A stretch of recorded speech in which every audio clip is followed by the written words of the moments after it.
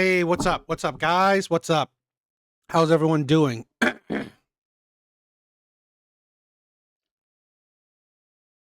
So, tonight will be a bit different. If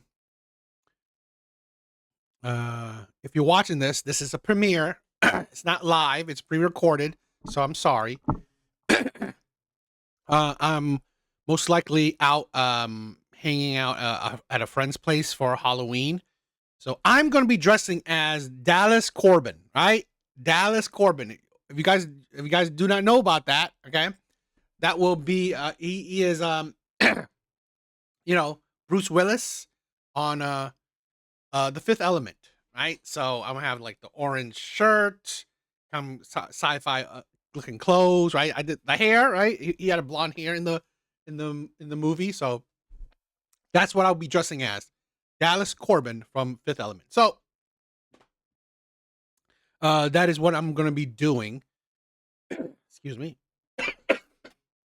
So sorry that this is not gonna be live, but um uh I don't know, I may drop in and in the chat and stuff. So I might, we'll see. But anyway, I still think it's gonna be a good live, right? I still think it's gonna be a good live because I have some interesting videos, particularly my TikTok series that I'm gonna show. Right, it's a bunch of clips I have, um, and I I literally categorize it as miserable. So these are honestly the most miserable women on TikTok. Okay. So we'll be talking about that. We'll be showing about that. All right. So hopefully you guys like that. Now, just to get started, you know, um, I'm gonna react to this video first. Okay. I'm gonna start with this video. This video is interesting. Well, not the video itself, because I've never seen this video. I saved it to see if it's good or not. I don't know if it's going to be good. It's just that this guy I saw popped up in my TikTok algorithm. He called himself the king of betas. I'm like, okay, it's not necessarily the most endearing term to embrace, but it's cool that he embraces it, right? So I'm gonna check this one out.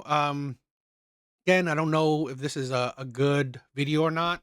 Hopefully, it's interesting to react to. If he does have some and this is the thing, right? I don't really like interact reacting to panderers, because I always find these are men that I find even more stupid than women. Because so instead of being logical as a man, you are being emotional like a woman. You are absolutely delusional. You're absolutely idiotic. But you know, let's see if he's that person. But again, I said this where I dislike reacting to panderers because it's even more annoying. Because when women make certain takes, you can understand it. You can give it, even if you don't, but you can give it a little grace because it's a woman. But when a man does it, it's like you have no excuse. You have no excuse for being so idiotic, for being so delusional, for being such a hypocrite. So we'll see this. Let's check this out. Proverbs 31 women, and there's books written on that. But right there, and I'm an atheist, just to be clear, like my followers know I'm completely atheist. I do not believe in the Bible. Christian mythology, I think, has done us all dirty, and it did me dirty, so I'm no longer participating in it. But what about, there's a verse where Jesus is with Mary and Martha. They're the sisters of Lazarus, and Martha's in the kitchen, right? She's in the kitchen and she's doing all the cooking, and she's like, hey, Jesus, go tell Mary that she needs to get in the kitchen. And Jesus himself says, Mary's out here with the men. She's chosen the better part. So, like, why is there in the Bible? Now, I'm not a Bible thumper, right? I know very little about the Bible. I know very little. I mean, just the popular teachings, the popular, talking points. So I don't know if she's saying it's true or not. But here's the thing where I always find it weird that anybody, whether you are a Bible thumper or you're not, that you like to pick and choose certain things. I hate that kind of point of view. when you pick and choose certain things, it just it doesn't give you any credence to your argument, your overarching argument. And excuse me, sorry. And here's the thing where to say that it's a good thing that women are not in the kitchen but out with men. It's like, now I'm not the type of man who's saying, "Oh, women need to be in the kitchen." No. But again, women being in men's spaces has not really done women has not really done women anything, any favors, or has not been that great of a thing for women. It hasn't. How many times you hear women say, "Oh, you know, men are misogyn." I just did a video of a woman who's saying like she's she's in the military, surrounded by men, and like she's like, "Oh, men are this, men are that." Then you know what? Then this is the thing. Don't be in men's spaces. It's the insanity that you have to insert yourself into men's spaces and then want men to change. I find that absolutely idiotic, in my opinion. I really do. I mean, unless you can accept and adapt to men's spaces, or just don't be in it. I mean, unless it's like there are absolutely disgusting, like evil, vile, where they want to kill, or just extremes, right? Unless it's extremes, stop it with the the high horse. I hate it when people like you go into something and you want others to change. No accountability whatsoever. Don't be a Proverbs 31 girl. Be a, what is that, Luke 20 or something? Be a Luke 20 lady. Jesus Yeah. said, "Get the hell out of the kitchen." He literally says that in the Bible. Get the hell out of the kitchen. The better option is to be out here with the men. So, like, How is that the better option? I I find it really idiotic. Okay. We have women nowadays complaining about working. This is a thing where I mean, like you have the freedom to do what you want. Okay. But literally, women are now feminism has now pushed women outside of the household, and now they are in the fields, in the environment along with men. And yet they don't realize that men didn't want it. Men had to accept it. Now women are dealing with the environment where they are they are in the field along with men, suffering along with men. Great. That's great for women. the Bible, people cherry pick it. Pastors have cherry picked the Bible so that they can make women think that they have to be crab wives. And it's ridiculous.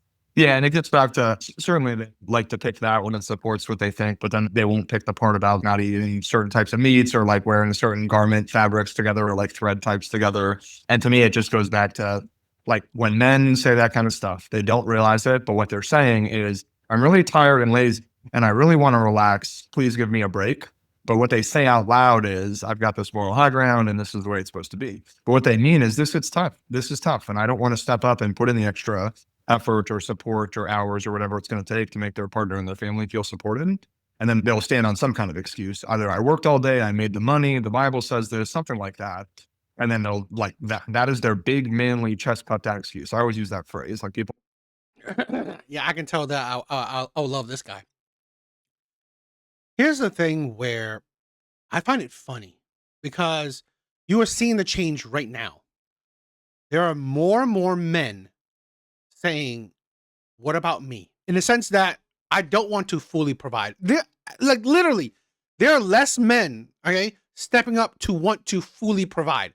Now, I've been on record to say this. I believe that most people, most average people, which is most people, should do 50-50.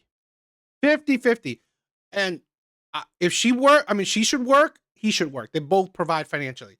And here's the thing where I will hold men accountable. He also needs to do domestic work, clean, cook if he wants to cook. This is a thing where for me, I don't necessarily cook. I just pop something in the oven. Okay, so if I'm doing that, that's how I do it. If I'm eating like that, I do that. When I want to clean, I clean when I want to clean. Like yesterday, The other day, I mean, I stayed home a bit and I started cleaning. Right, I started cleaning my bathroom, started cleaning, folding clothes and stuff like that. But I do it when I want to do it. Right, we shouldn't be forcing people on when they need to do it. Okay, but again, contribute. Right, domestic work. You should contribute to childcare. Like you should be part of your children's lives. I 100% support fathers being an active part in their children's life. And here's the thing where at least the single father statistics have shown that men are active parts in their children's life. Actually, statistics are showing that there's an increasing amount of men who are actually changing the tide where they are more active fathers. They are more active in the homemaking. And they're also showing that men are not jumping to fully provide. So men are adapting. I believe it's women not liking the adaptation. It's women who do not want, because again, 60% of women or 60% of stay-at-home moms, they're the ones who choose, who want to be stay-at-home moms. So women are the ones who desire to be stay-at-home moms, stay-at-home wives. Men would love the burden not to be 100% on him.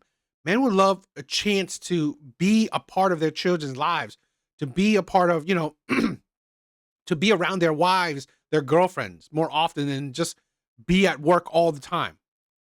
Will come into my chat and their chest is just puffed out, and take a breath. Just be willing to have a conversation. Realize that the other 4 billion people staring across the aisle at you, the women, they are people. Like science says, you guys think and feel just like us. There's nothing different except for the chromosome thing. Do you have merch yet? I don't have merch yet. I should, right? Or you should women people. I have all the feminist merch. I have a man is not a plan. Fuck the patriarchy, all that stuff. Oh, I saw that. More people, that'd be great. And any of my followers, please go over and follow John. I call him John the Good Guy, and we've done a couple podcasts and things together. John, the reason that I'm so intrigued by you is that we need men like you, or we women just like it's life without cats. And I love cats, and being single is a great thing for a lot of people. But ideally, humans do need partnerships. Not everybody. Some people are better single. And here, my controversial opinion, I think more women should just stay single for the rest of their life. I hope that women would sterilize themselves, i.e., not get pregnant, right? I did it. There's a woman that on TikTok, she said that she sterilized herself. I mean, I'm not forcing anything on women, right? I'm not forcing anything. But again, we definitely need less baby mamas in this world. And I believe a lot of women are better off, better suited to just be single for the rest of their life. I believe that feminism, straight up feminism, they are better off not reproducing, right? These women are better off not teaching the next generation. I don't know if this guy's single, but again, men like him are also better off not producing. Some people don't want to be a partner, but we are wired for love. Stan Tatkin, a lot of researchers say that. And it's unfortunate for those of us who do want to be in partnerships with men to know that there's absolutely nobody good out there to date. And marry them, then now we're like the baby mommies of these little toddler boys who like that's the worst. The whole man keeping thing and being a caretaker to a grown ass human being is exhausting. We women are tired of doing it. And just to know that there's a guy out there who's Oh, God. Okay, so I Googled it, right? While men's participation in domestic work and childcare has increased, women still perform a larger percentage of these tasks. For instance, some studies, women do about 58% of housework, 57% of domestic labor for couples with children, while men do 43%.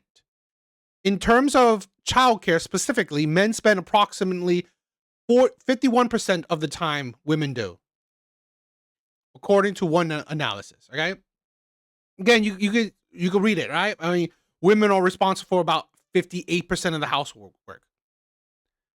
Men do almost half. Now, again, it's probably skewed because certain women's do they go for traditional relationships, but very, in couples with children, women are responsible for about 57% of domestic labor, while men are 43%. It's not. I find it the wording's a little bit weird, right? Women still perform a larger percentage of these tasks. Yes, but you would think that it was like, I don't know, 70-30, 80-20 by what all these feminists and, feminist men talk about. You make it seem like it's so drastic. Not that drastic.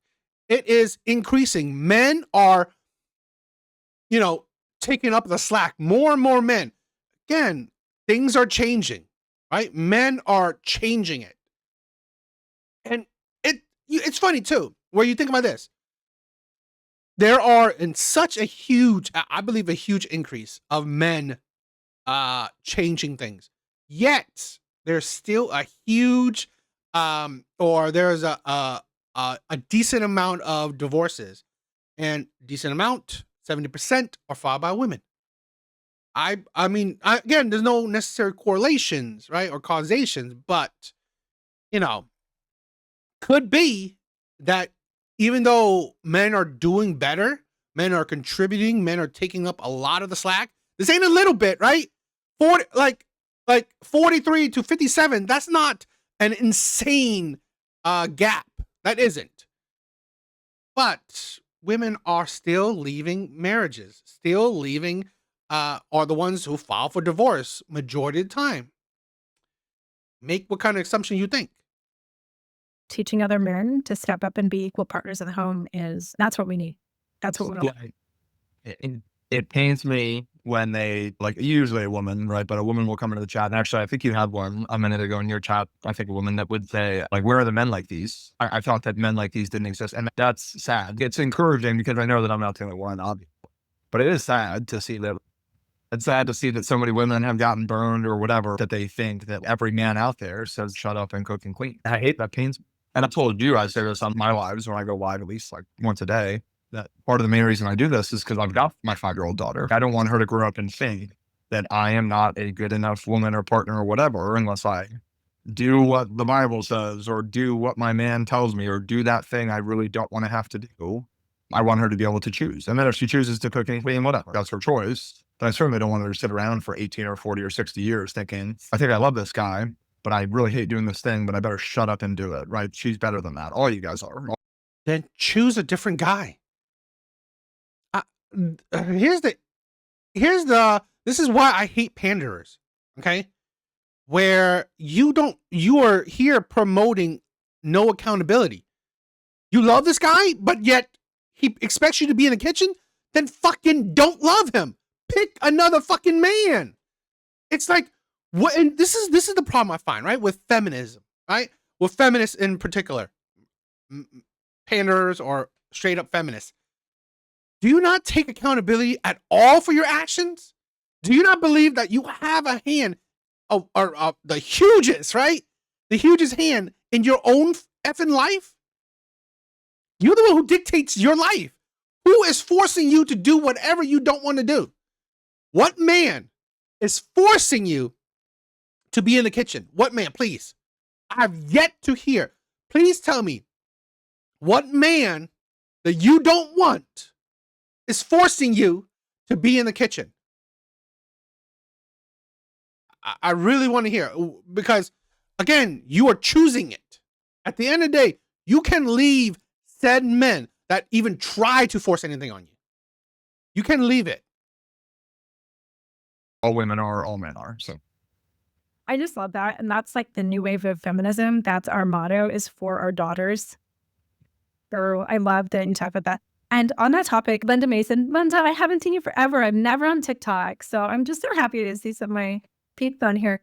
Linda says, I had 4 children, Jenny, and I taught my boys as well as my only daughter to cook and clean.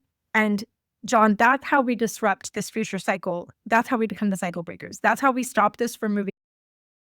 Stop it. Okay. This is a thing where, let me see this. This is a thing where I find it funny. Who are the ones to typically educate the children? Who are the ones to actually raise the children? You constantly, a lot of women, a lot of feminists constantly complain that men are not active in their children's lives. Men are not, um, doing much. So in reality, right? You got to think about this. It is the mothers that are active in the children's life. And even, let's say, besides household, it is women in the school system that is the second active figure, adult figure in a child's life. So it's always women. Always women are the most active role, has the most active roles in said children's lives.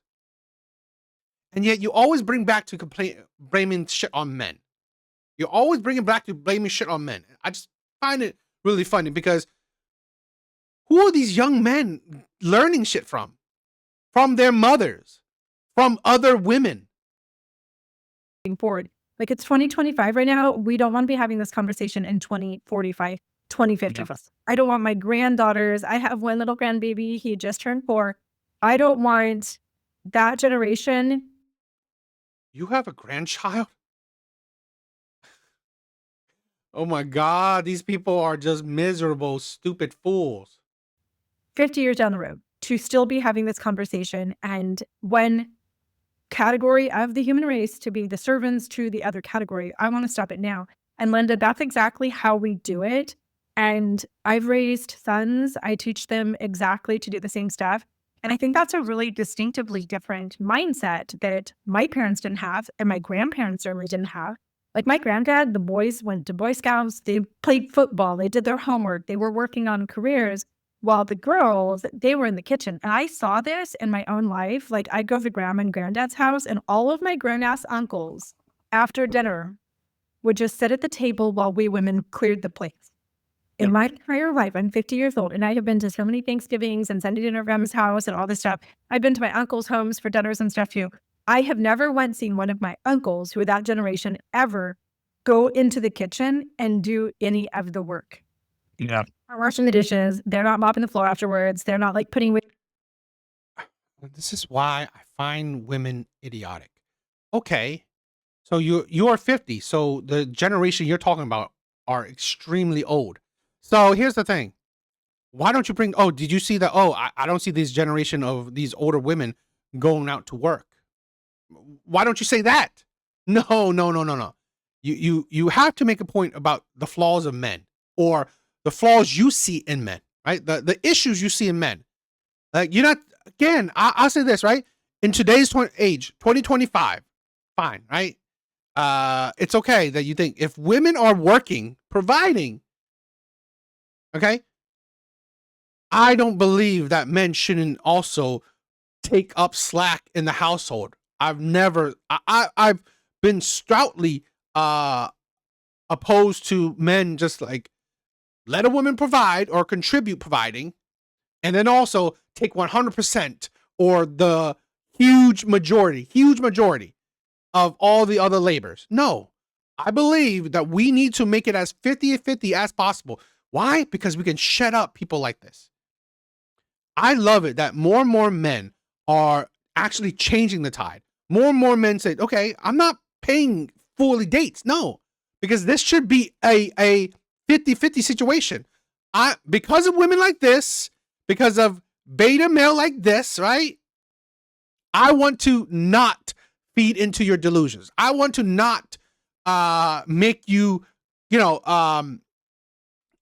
like give you reasonings for all the F the patriarchy, all that shit, men's privilege shit. No. So we are going to treat you like equals. I believe men do it more. Men do it, right? Men do treat women like equals. Let's go 50-50. Let's pay for the dates, both of it. Let's, I don't need to open the door for you. I don't need to, like literally, men are doing it. You're seeing it. Chivalry is dead because again, that's not treating women like equals, right? That's treating women special. Men are expecting women to put in effort, right? And women are calling men sassy, right? Men are doing it. The leftovers or anything, because they were taught these very distinctively gendered roles. And I think that we do our kids a disservice when we raise them as half of a person. Like, why should a bachelor not know how to decorate their house, not know how to meal prep for the week, not know how to run their washing machine and be waiting for this woman to come do that for him? And why should a woman not know how to not have the education, not have the job skills, not be able to provide for herself, get her own credit, buy her own home, and take care of herself? Women need to be taught that leadership. We need to be taught the whole package. Wouldn't you agree? Like, we need to stop raising people to be half of the package. Yeah, 100%. I don't understand. I had somebody in yesterday, I think, that came in and said, I know that it doesn't work the way that John says it works. The other way works better. And whenever I asked, okay, what's your proof? What's your data? What's your logic? And this guy said, history. And I was like, okay, we used to not fly. We used to not have internet. We used to not have slaves. What do you mean history? And then, of course, they went back to their little messed up argument of that's the way it's always been. Hmm. So, I mean, I just Googled it. I mean, they didn't give me a percentage, but they said traditional relationships do tend to have lower divorce rates compared to non-traditional unions. They also gave it a caveat where the reasons are complex and often linked to factors such as shared values, social support, and financial interdependence, rather than traditional structure itself guaranteeing happiness or stability. So, I mean, again, I mean, yes, it's you could probably have to dig in deeper. Um, yeah, you probably have to dig in deeper, but um, I mean, there's been some research that suggests children of divorce are like more or likelier to divorce themselves. So, and again, usually is traditional families don't promote divorces. So, I wish they gave me the statistics on it, but AI, right, who is much smarter than the average person, um, has those datas. So yeah, I mean, it has shown that.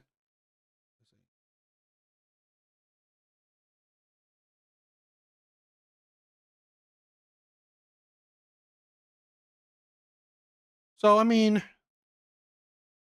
you know, If that's the way we always thought, we would still have slaves. We wouldn't have internet. Like, we'd still be hunting bears for like meat and blubber out in the wild or whatever happened 30, 40, 50,000 years ago, even 6,000 years ago. That's the key thing. And it's like the time is now. The time is not 200 years in the future when it's a little bit easier. It only gets easier to make changes like this for the better when people. I wish he said he has a daughter. He doesn't say he has a wife. So I really would like, because here's the thing, right? I'm not saying that, oh, if you don't have someone or if you do have someone, it backs up your saying. But when I find it, because I don't give prescriptions, right? I don't give prescriptions. Uh, it's more descriptive, okay? So I don't tell you what to do. I don't tell you necessarily the best path to take, okay? I do promote more men loving themselves, more men respecting themselves, more men having boundaries. But that should be universal, women or man. For these people who tout, oh, let's not do traditional stuff. The new age, whatever stuff is better and all this stuff. Okay, then could you prove it? You're 50 and single. Uh, Maybe, and again, I'm assuming, right? I'll probably maybe check out more of his shit to come see and confirm. But here's a man, a single father, maybe. So are like, because you tout what you're saying is so much better. Where's the proof in it? Right? Where's the proof in it? Because I find it when people say that oh, this way is better, you have no results to show it. I was like, how can you show me that it's better? Where's the proof? I'm not saying what is better and what's not. Okay, that's not. I mean, maybe if you can point me where I'm saying certain things that, oh, do this, it's better for you. In the sense that, like I said, I mean, respecting yourself, having boundaries, it's better regardless of any kind of situation. But I'm not saying, oh, you know what, go have a body count of 50, right, and go do this. No, I don't. I don't really care to give you, prescriptions on how to go about life, or I don't know how to be the best person, in a sense. Like us do it when it's hard.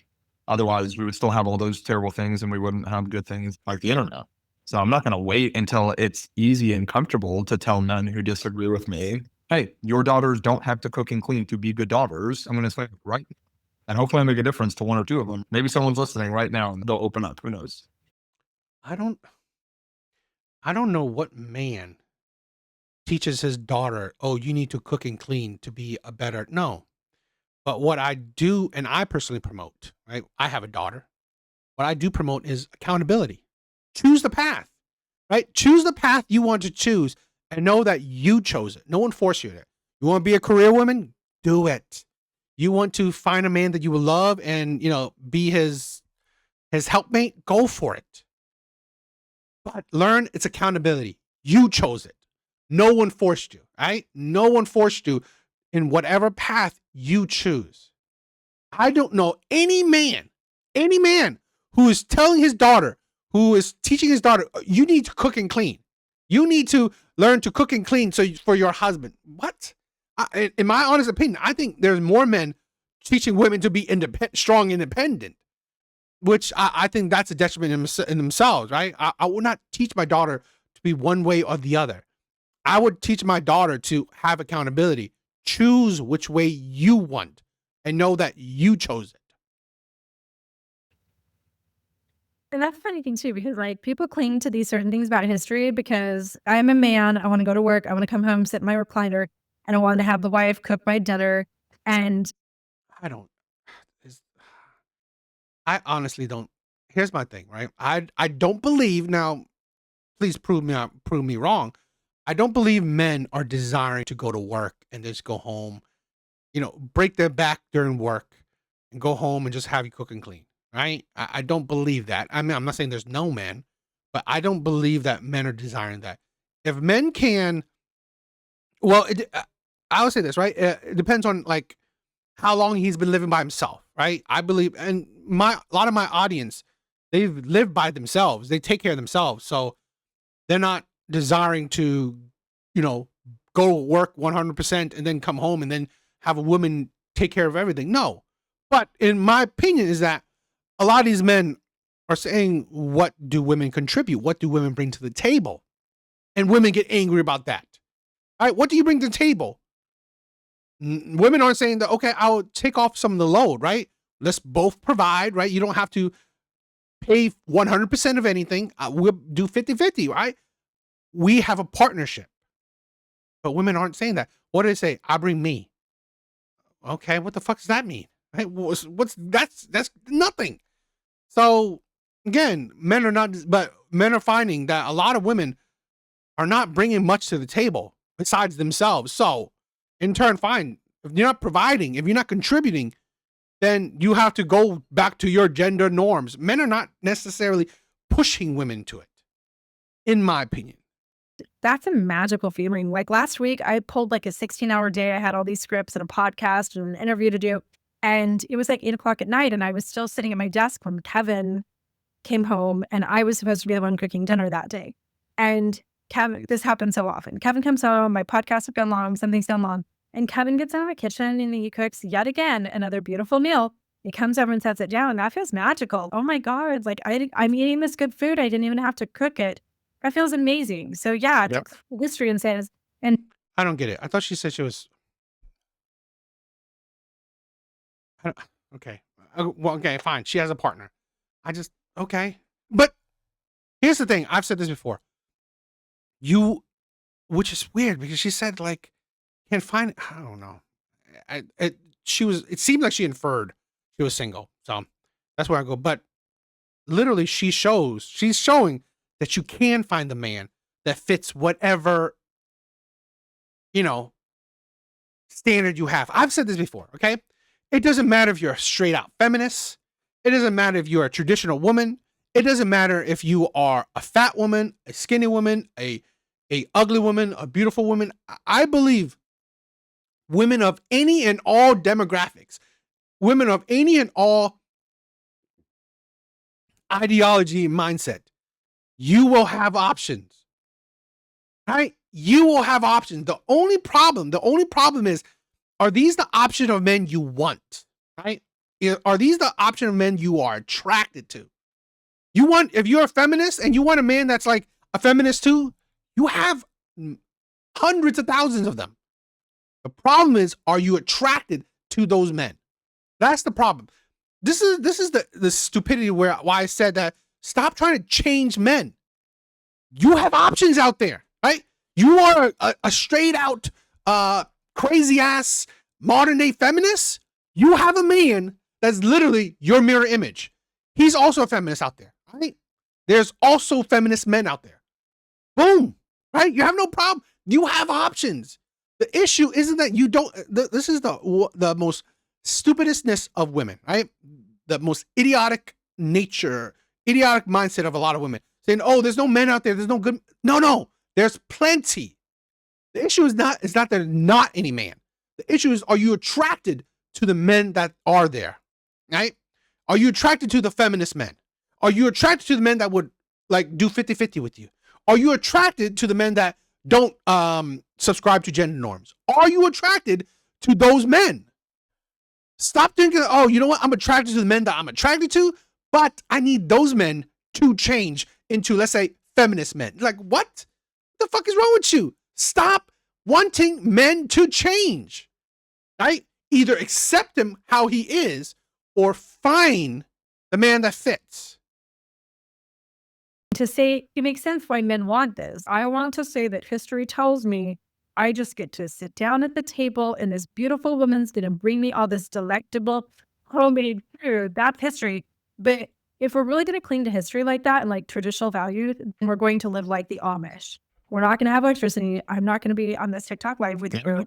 I'm just going to have my electric toothbrush and my cover with the gasoline in it. If we're going to be historical, if we're really going to cling to history, like that's the way that it's always done, we got to get rid of all the other stuff too. We're all going to go full blown Amish. So that history is always bizarre to me.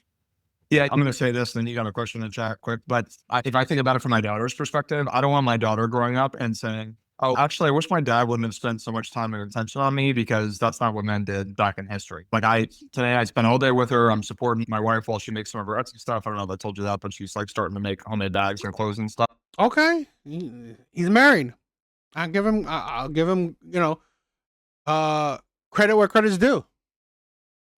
Like, I want to Yeah, I could show enough on the stream I got downstairs. I showed off for one of my lives. But so she was working on that today, and I had a super long day. And then I was like, okay. But again, right? That shows you that there are men that will fit whatever ideology you want. You want the provider men? There are those men. You want the 50-50 men? There are those men. There are men like that, right? There are men like that. The problem isn't that there's no man like that. No man that, fit whatever ideology you have. That's not the problem, right? That, in my honest opinion, that's never been the problem. The problem is, are you attracted to the men that fit whatever standards or ideology you have? That's the thing. Are you attracted to the men that fit your standards and ideology? I'm tired. I would rather just sit here until bedtime, but like my daughter needs something. Like we've been playing games, watching TV all day. So I sucked it up and I took her out to the beach. And no part of her is going to grow up and say, I really wish my dad would have worked more and watched more TV while mom cooked dinner, because that's what men did for the last 100 or 1,000 years. So from their perspective, from the kids' perspective, it's super important for us to get this right. I mean, it's probably about to end, so I doubt he's going to say it, but I would love to hear it. That is his wife working as well? Because I love it when we love to, pick and, cherry pick shit. You say for the last 100 years or whatever, men have, been being in front of the TV. Now, I'm not disagreeing with that or whatever, but then on the flip side, for the last whatever years you said, women have stayed in the kitchen, right? When you stick to gender norms, well, you stick to gender norms. When you go against it, you have to go against it, right? So obviously this is a thing where, this is why I find some of these panderers illogical, right? If you don't put 100% burden on anybody, right? 100% burden on anybody, What does that mean? That means they have time, they have energy for other shit. So if he's not 100, if the burden of responsibility of providing isn't on his shoulder 100%, he has energy. He has time to put it into other things, like being there for his kids, having time for his kids, having energy for his kids. That's logical, right? Because the wife is taking some of that burden. She is also contributing financially. You just have so much common sense. I think I've done men dirty by not having the expectation that they'd be more involved in parenting, and also just men going out and working in offices with briefcases and just taking off and being gone. That's actually not traditional at all. For all of human history, we have worked together in these agrarian societies where our children were apprenticing or actually working in field, working the businesses with this. So the fact that dads are now removed from the homes because of late stage industrialized, capitalistic American lifestyles, that's not natural. That's not traditional. And we need to just stop. Sure. Whatever you say, what's traditional? Okay. What do you guys think? Okay. I may do more reactions to this man, or we'll see. We will see. Um,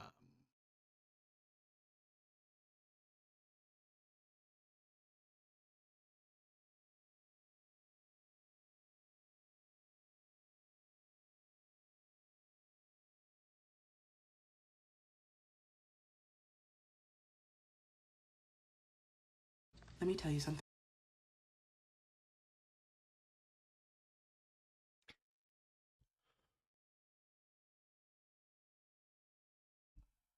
okay, so this will be a whole bunch of clips where I'm going to show you the miserableness of women. Okay, it's going to be interesting. Um,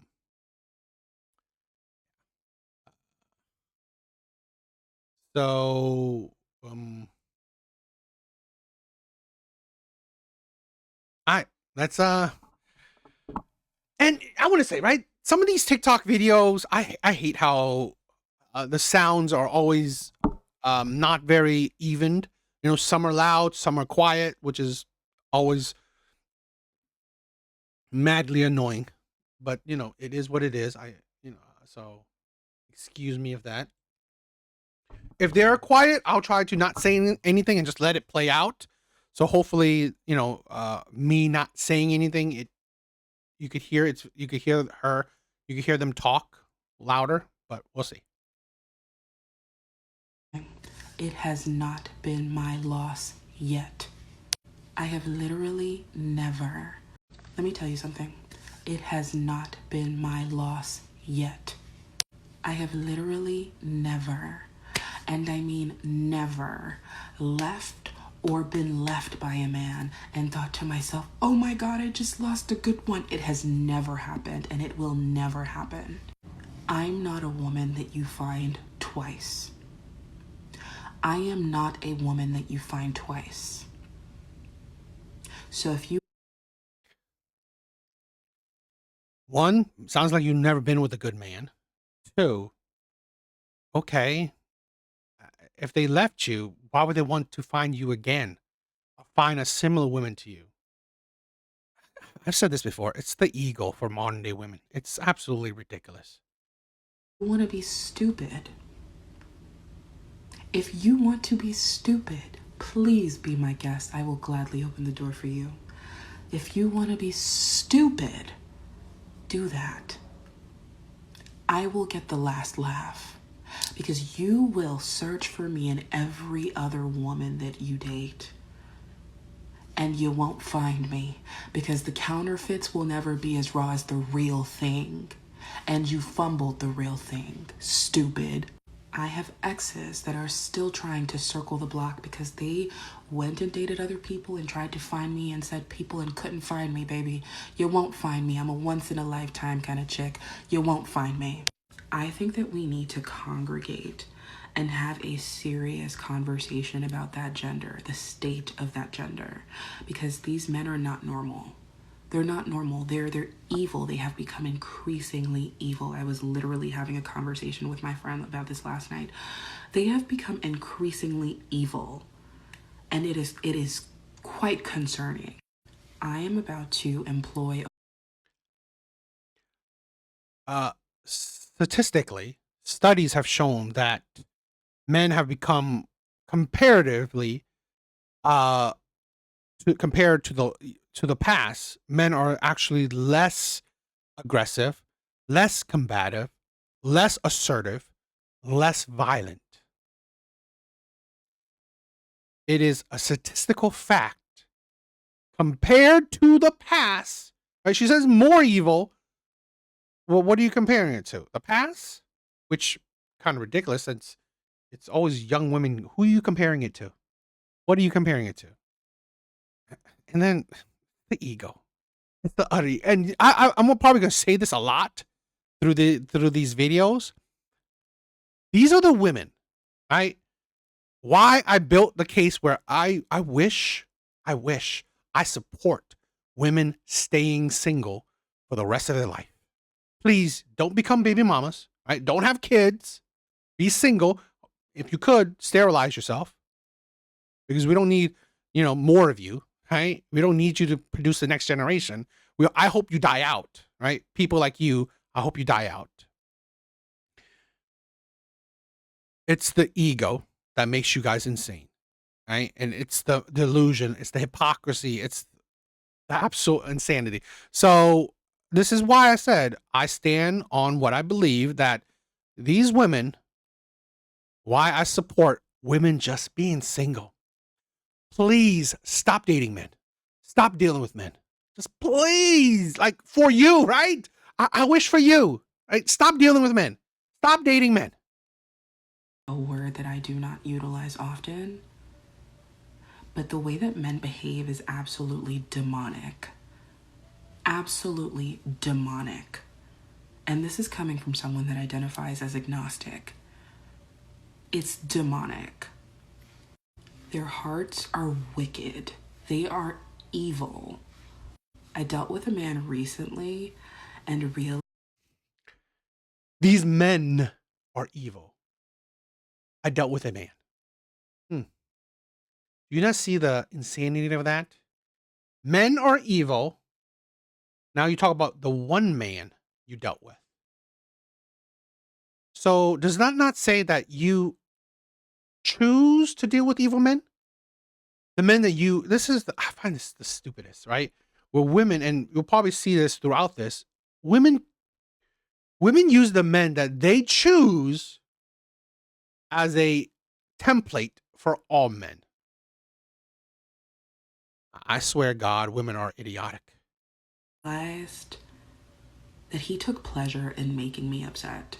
He enjoyed seeing me upset and enjoyed making me cry and enjoyed making me sad. They get off on that shit. Like, it makes them erect. They're sick.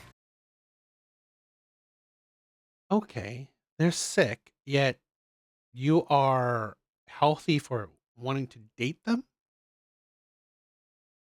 I find this really, and again, I'm sorry, this is a 5-minute video, right? So, again, I have a lot of videos, so I want to just get through it, right? So I'm just reacting to it while watching it. I find it funny that women complain about the liars, the cheaters, the abusers, the whatever shitty ass men, yet you synonymously, constantly choose said men. Literally, exhibit A. They're sick. They'll start off doing all the right things, saying all the right things, and then when you least expect it, they'll flip the switch, turn cold. It's truly like sociopathic, psychopathic shit. The mind games that they play, it's truly demonic, y'all. Like, I'm not playing. It's demonic. The mind games that they play, they always have to have the upper hand. They always have to have the upper hand. And don't even get me started on the jealousy. These men are literally jealous of women. They're jealous of us, y'all. Like, no joke. I dated a man earlier this year who was absolutely jealous of me. They look at you and they envy you for all of the things that drew them to you in the first place. They look at you and they see all of the things that they could never be. You could never be this charming. You could never be this eloquent. You could never be this beautiful. You could never be this witty. You could never work a room like this. They see us and they see everything that they're not and that they could never be. And I know that when videos like this are made, women always feel the need to disclaim that it's not all men. I'm not saying it's all men. Well, I'm saying it. It's all men. It's all men, and I don't care who's offended. It's all of them.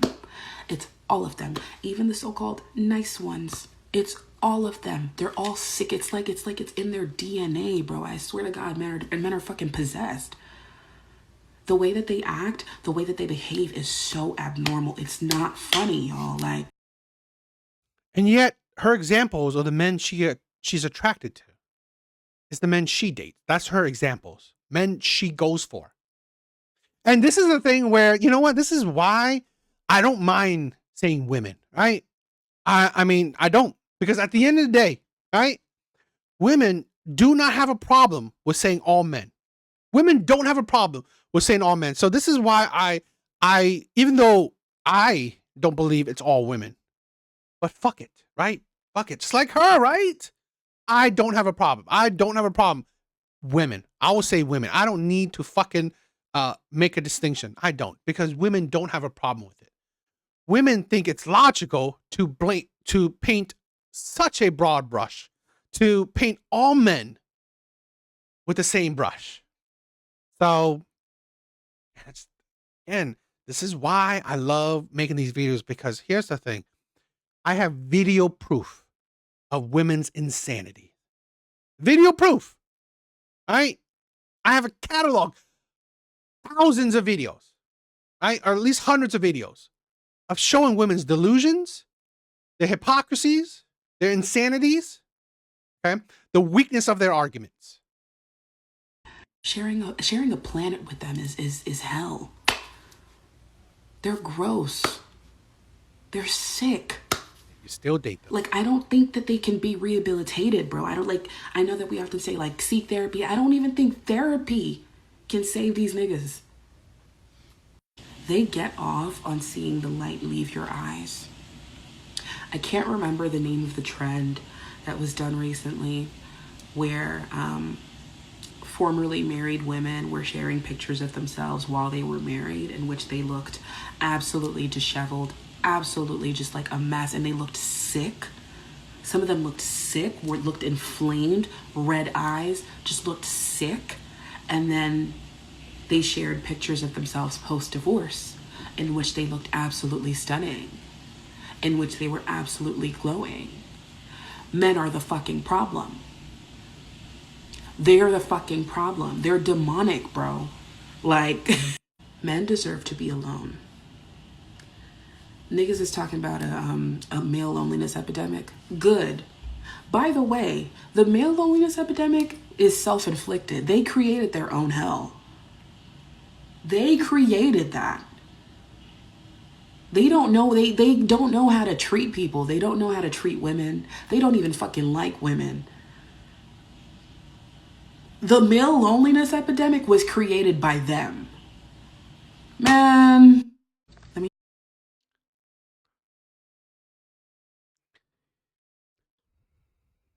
It's going to be hard. This is going to be hard, right?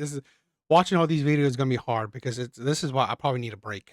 I'm probably going to need a break, because these women are insufferable. They are utterly, utterly insufferable. Again, do you wonder why I constantly go back to just stay single, right? These women, this is the thing. I just did a live where, we're talking about MGTOW, right? Literally, men have created a movement to stay away from these women like this. So men are not crying about being single. Like, literally, even this male loneliness, do you even see a single man crying about being single or crying about being alone? I don't see men complaining, oh my God, I'm so alone. Or, oh my God, I'm like, oh, the male loneliness thing. No. God, women are unbearable. We're in a fine nigga drought. I go outside and I see beautiful women every day, right? We're not lacking in beautiful women. I step outside and I'll see 5 beautiful women easily. But it seems like I only see a fine man once every blue moon. Excuse me. What's tea? What's up with that? I feel like fine niggas only exist on TV, on the internet. You know what I mean? Like what's happening? What's happening? Can someone explain to me like we're in a drought, right? Like we're in a drought, right? A fine nigga drought. Talk to me. We're in a drought, right? Because something's not adding up. The math is not mathing. I step outside. I see, like, no joke, no exaggeration. I see beautiful women every day, multiple times a day.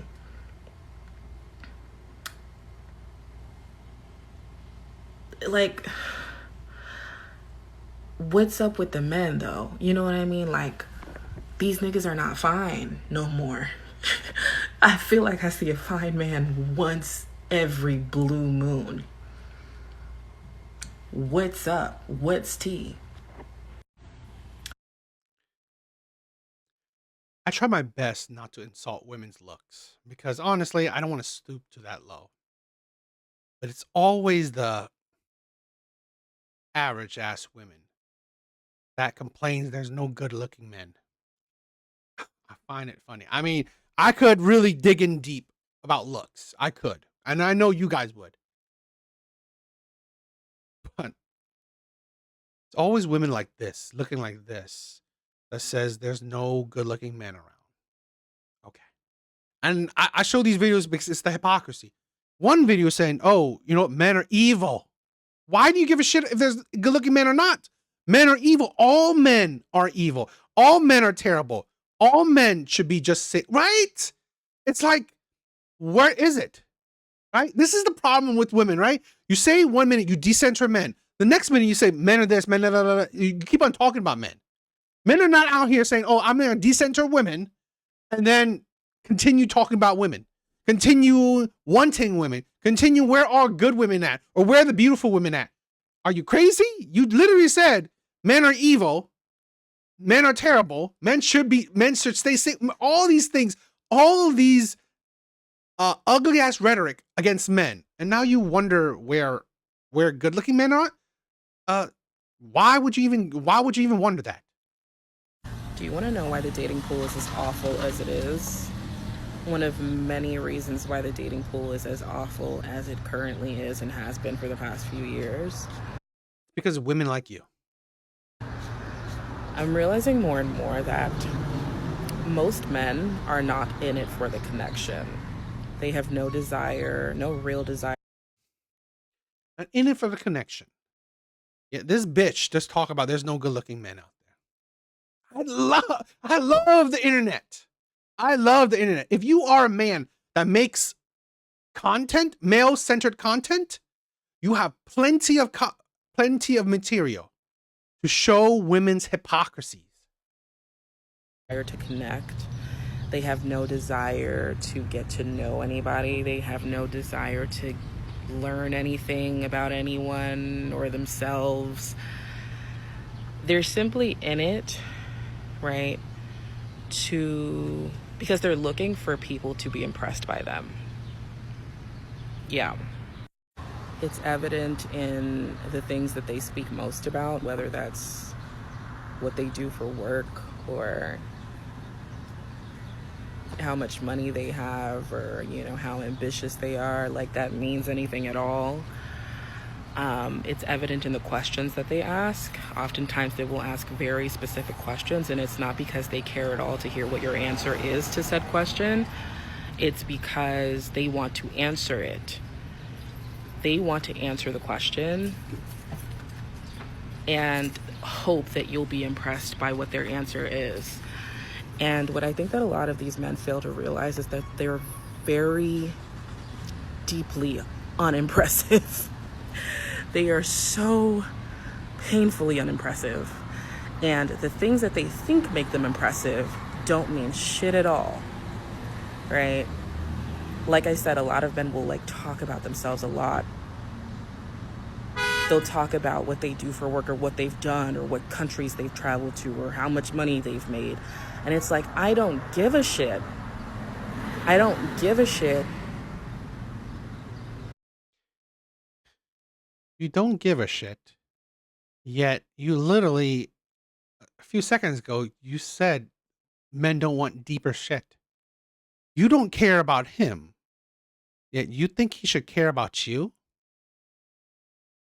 I love women's hypocrisy. If you're not a decent person, I don't give a shit. If you're not a kind person, I don't give a shit. If you're not someone that cares about other people.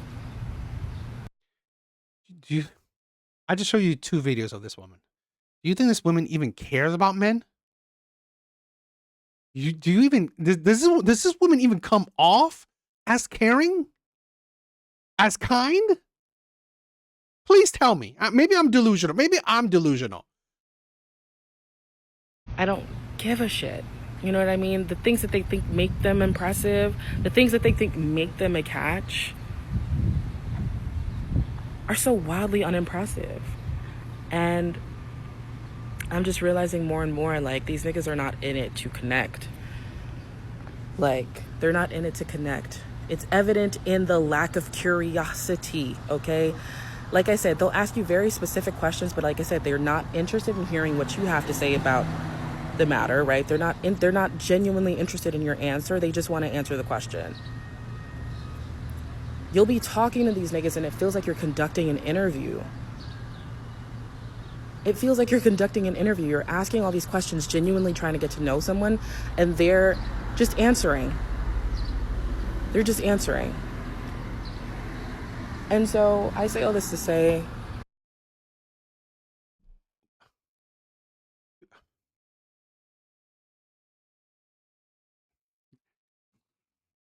This is why women are illogical. When you ask a question, you should answer. What do you mean? Like they're not going in deeper, right? They're not having deeper answers. Then okay, but just saying they're just answering. No fucking duh. You ask them a question. I swear to God, do women not have like actual critical thinking? You ask them a question, they answer said question. Now, if you said they're not going deeper into their answers, fine.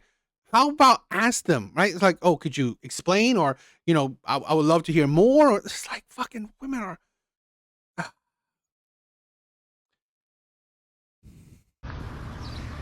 that, like, I don't even know. I don't even know. I just felt like getting this off my chest. I don't even know.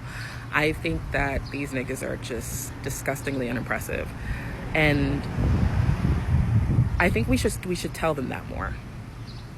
We should tell them that they're losers, and no amount of money, no amount of accolades or degrees can unloser a loser. I'm learning that more and more as I get older. None of that shit can unloser a loser. At their cores, these niggas are losers. You know? So, yeah. Yeah.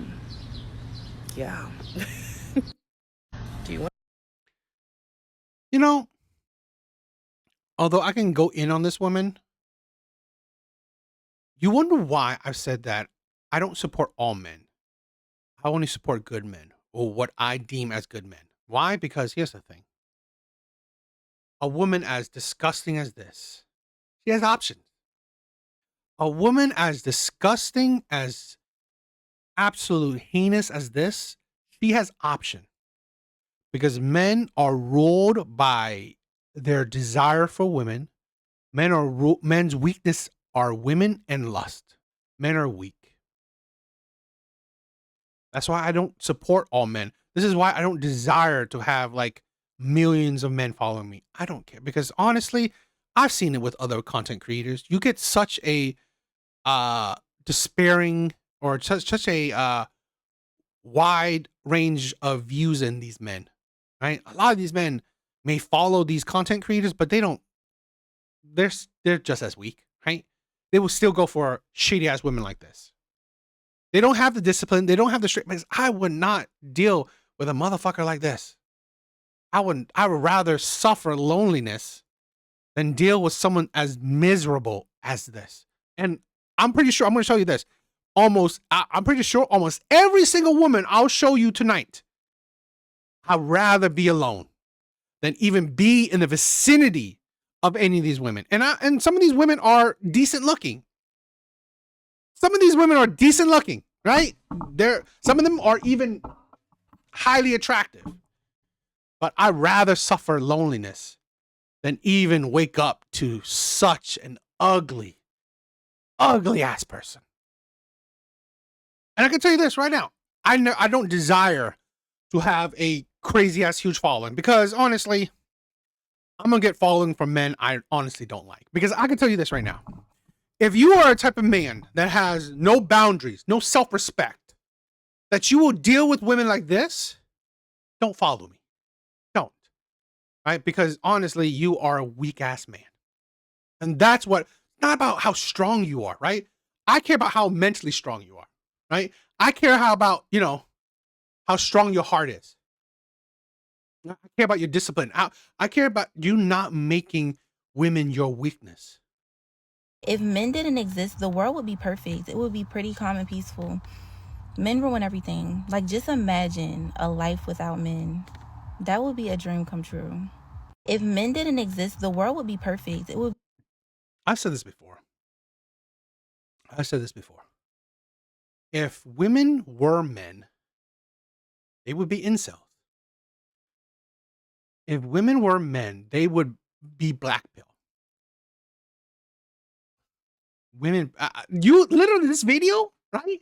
Imagine these videos, right? Imagine if these were all men and their talking points, their talking points word for word were exactly the same. The only thing changes if they say a woman or if they say a man, they meant a woman, right? So again, just flip the genders of what they're saying. Please, if you could, right? If you could imagine it, imagine if all these women I'm showing you were actual men and then their talking points were exactly the same. The only difference is flip the genders of what they're saying. I guarantee you, majority of people will view these as incels. I could never get married because I can't imagine having a bad day and then having to go home to a man. Or I can't imagine waking up every day next to a man. Absolutely not. My day would instantly be ruined. Like, I would never have a good day. Absolutely not. I could never get married because I can't imagine having a bad day and then having to go home to a man. Or I can't imagine waking up every day next to a man. Absolutely not. My day would instantly be ruined. Like, I would never have a good day. Absolutely not. I couldn't. Most of the women I'm showing you tonight literally built a platform of just hating on men. Like, I do not like. I find it like hilarious that I get people coming on to my. I recently had one, right, not too long ago, of a man coming on my my live and saying that I bully women, I hate on women. Please show it to me. Right? I don't. This right here, that's pure hate. That's hate. Nothing she said is that, oh, you hold men accountable. Where is that? Literally, it's just hate. Like, oh my God, men being around me, waking up to a man that honestly you chose. Oh, that's terrible. Me, I hold women accountable for the words they say and the actions they do. I just don't say shit just to say shit or say it out of nowhere. I have video fucking proof. Sis gonna tell me what I'm successfully married and you just mad because your marriage failed. I say, oh, okay. I said, sis, you might be right, but I want to know how successful your marriage really is. Right. So pull back. It's for every woman who married or in a long-term relationship. Pull back from everything. No love making, no cooking, no cleaning, no nurturing, no asking him how his day was, no feeding into his ego. So you essentially said, okay, every woman that's in a relationship, act like you're not in a relationship? And what? You expect them to like love it? One, plenty of men are still in sexless marriages. So, and two, the correlation that, okay, how about let me do nothing for you? Let me not treat you nice, treat you with kindness, respect, and love, and see how you act? What the hell you think is going to happen? That's idiotic. Right? Say, okay, hey, ladies, don't love your man. See what happens.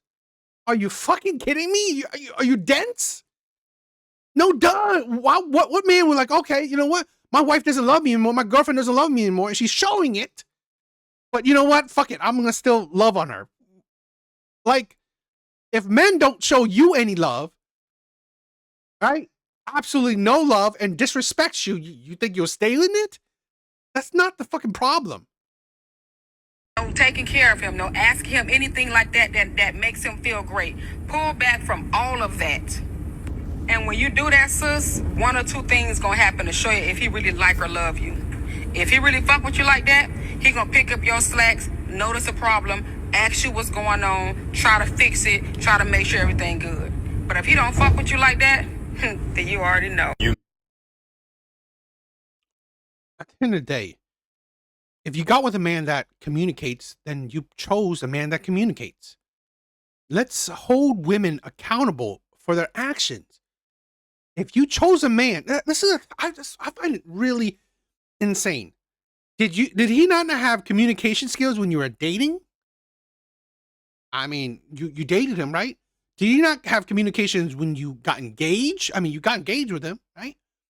Did he not have communication skills when you married him? Because you married. I find it like, why do women constantly do this, right?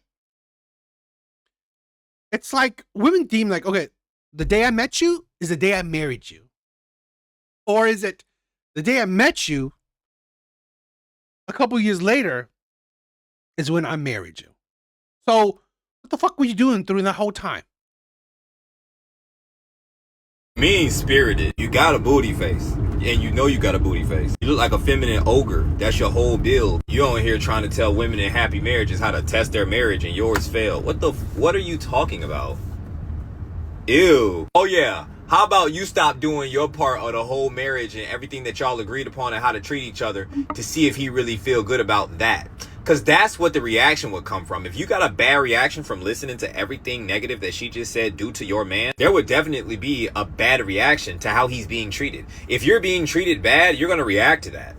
Could you imagine a man and a woman get together and they decide that his role is to be Mr. Provider Man and her role is to cook and clean? And one day he just says, I'm not going to be Mr. Provider Man anymore. What the fuck? She has every right to be like, what? Why? I don't think I like this. I think we've been married for 5-10 years and all of a sudden you doing this. Why would you do that? That's how stupid you sound. Oh, you love and adore and your woman and take her out on dates and pay the bills and do all this, that, and the third. Yeah. Watch.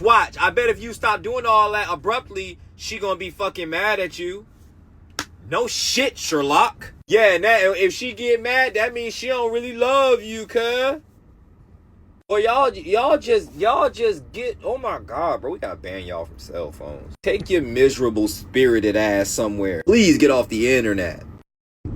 There is no male loneliness epidemic. It is a loser epidemic. Men would rather be alone than to evolve and change, than to recognize, wait, maybe I had it wrong. Maybe there's something I need to change. If you can't get a woman because none of them want to be with you, maybe try and figure out why. Instead of making women the problem and saying that their standards are too high, maybe try and figure out why they don't want to be with you. What is it about you that maybe needs to change in order for a woman to want you? And they'll say, oh, there's no more good women left. Women are not like what they used to be. Women used to spend their days in the kitchen. generation, women only cared about taking care of the house and the kids. Oh yeah, and also women used to take our beatings. Women used to stay quiet. Women didn't complain. Women didn't think they could get better. Women didn't have confidence and self-worth and weren't able to speak up for themselves. And that suited you. That's the kind of person you wanted. If you love your mom's generation so much, cool, maybe marry one of her single friends. Women are not the problem. They have just woken up and realized they deserve better, that they don't actually need anything from these men, and they're only going to accept a man in their life if the man can make their life better. And if you cannot do that, you will not be chosen. If you can't level up. If you don't need anything from a man, why do you want to be with a man that makes your life better? You don't need it. The utter hypocrisy. And be the kind of man that women of this day and age want, you won't get to have a woman in this day and age. Your tricks are not working anymore. The internalized misogyny, the oppression, all of that is not working anymore. Women are waking up from it. Women are healing. Women are learning to love themselves and their own company. Women are learning to support and love each other and have communities and have friendships that are valuable and fulfilling. We now know that getting married and having children is a choice, that you don't have to do that, that is not what makes you successful or fulfilled in life. In fact, having kids when you haven't healed yourself and you don't know your own worth is actually the problem. It's why so many, if not all of us, have childhood traumas, have issues. What's happening right now is very normal. It's called evolution. It's happened many times before. When conditions change in the world, you either evolve to survive or you get left behind. This is evolution. Instead of complaining about it, evolve. There is no male loneliness epidemic.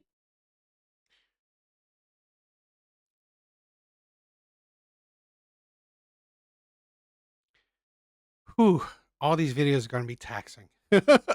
All these videos are going to be taxing. I'm sorry. I'm going to preface it that I'm sorry, guys, right? But it needs to be shown, because I hope that after watching all these videos, it just ingrains into you guys that women are miserable. We need more men to either go MGTOW or do passport bros. Men are evolving. Men are adapting. You just won't like it. You won't like it, right?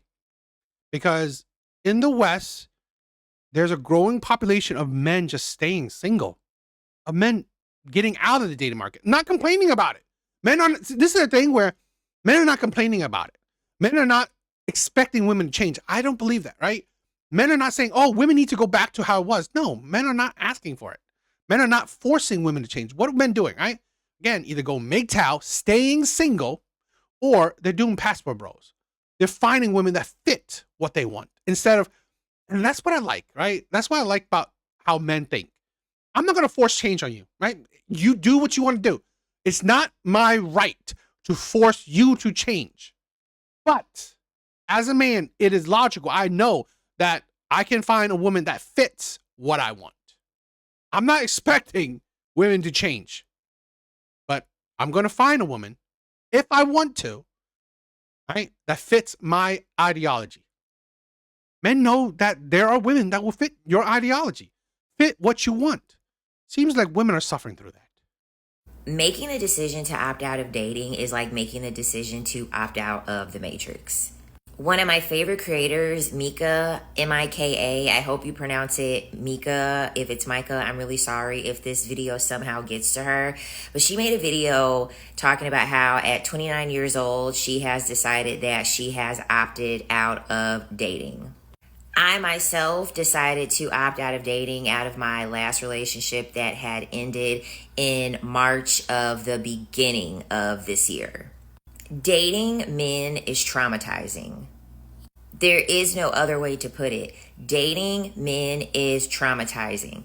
Every time you put yourself back into the dating pool, no matter how much self-improvement you've done, no matter how many times you followed all of the rules that people have told you to follow, no matter how... One, you don't self-improve to be a better partner for a man. Two, you don't follow rules that men have said. You follow rules that other women have said. So really, please, I 100% support you for opting out of dating. P.S. This is a stripper too, or an ex-stripper. many times you put yourself out there, no matter how many times you betray yourself, no matter how much you don't speak up and you try to conform yourself to be the perfect woman that a man wants you to be, you are going to be left traumatized after dealing with a man. No amount of optimism, no amount of positive thinking, no amount of fantasy, no amount of... I said this already, that I think all of these women, or at least the majority of them, their whole content, their whole shtick is a lot of male hating content. Empty promises is going to mark you safe from dealing with the traumatizing experience that comes from dating men. Women should not have to be repeatedly traumatized by several men in order to potentially, emphasis on potentially, be able to find a person that is not going to traumatize them. And then to expect said person, after getting traumatized repeatedly, to pretend like they have never been traumatized in their life. Women that have decided to opt out of dating are not jaded, they're not angry, they're not bitter. Women are realizing that, why would I sign up to... Sounds like all that. And I always love it. Lack of accountability. You chose these men. I always find it funny when it comes to women, where it's women who have, like, let's say you go to an ice cream shop, you have 100 different flavors to pick from. 100 different flavors, right? The one flavor you choose to pick, you got it. Taste it. And it's like, that's disgusting. I can't believe this is disgusting. Why is this so disgusting? This thing is so disgusting. I hate it. Right? It's so I mean, like, I blame you for giving it to me. I blame this for being disgusting. Did anyone force you to choose that? Did anyone force you to choose that? Right? And then, you know what? So funny, right? You threw that flavor away.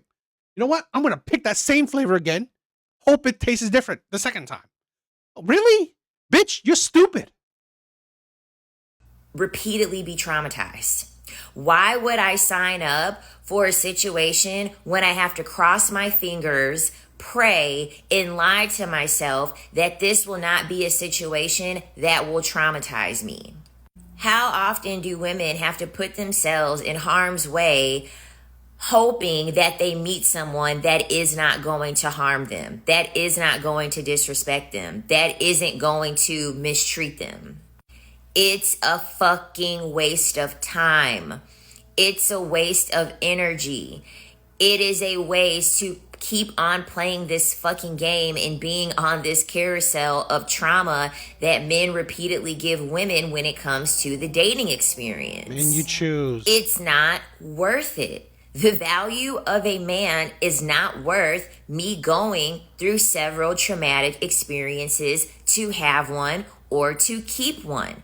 There is no value so great that a man possesses that I want to repeatedly keep putting myself in predicaments that make me feel bad, that hurt my feelings, that don't make me happy, just to say that I have a boyfriend.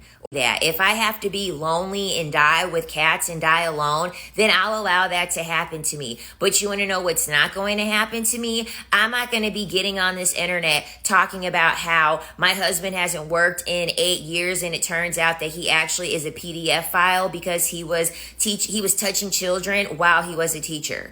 At least I don't have to sit on here and get on the internet talking about...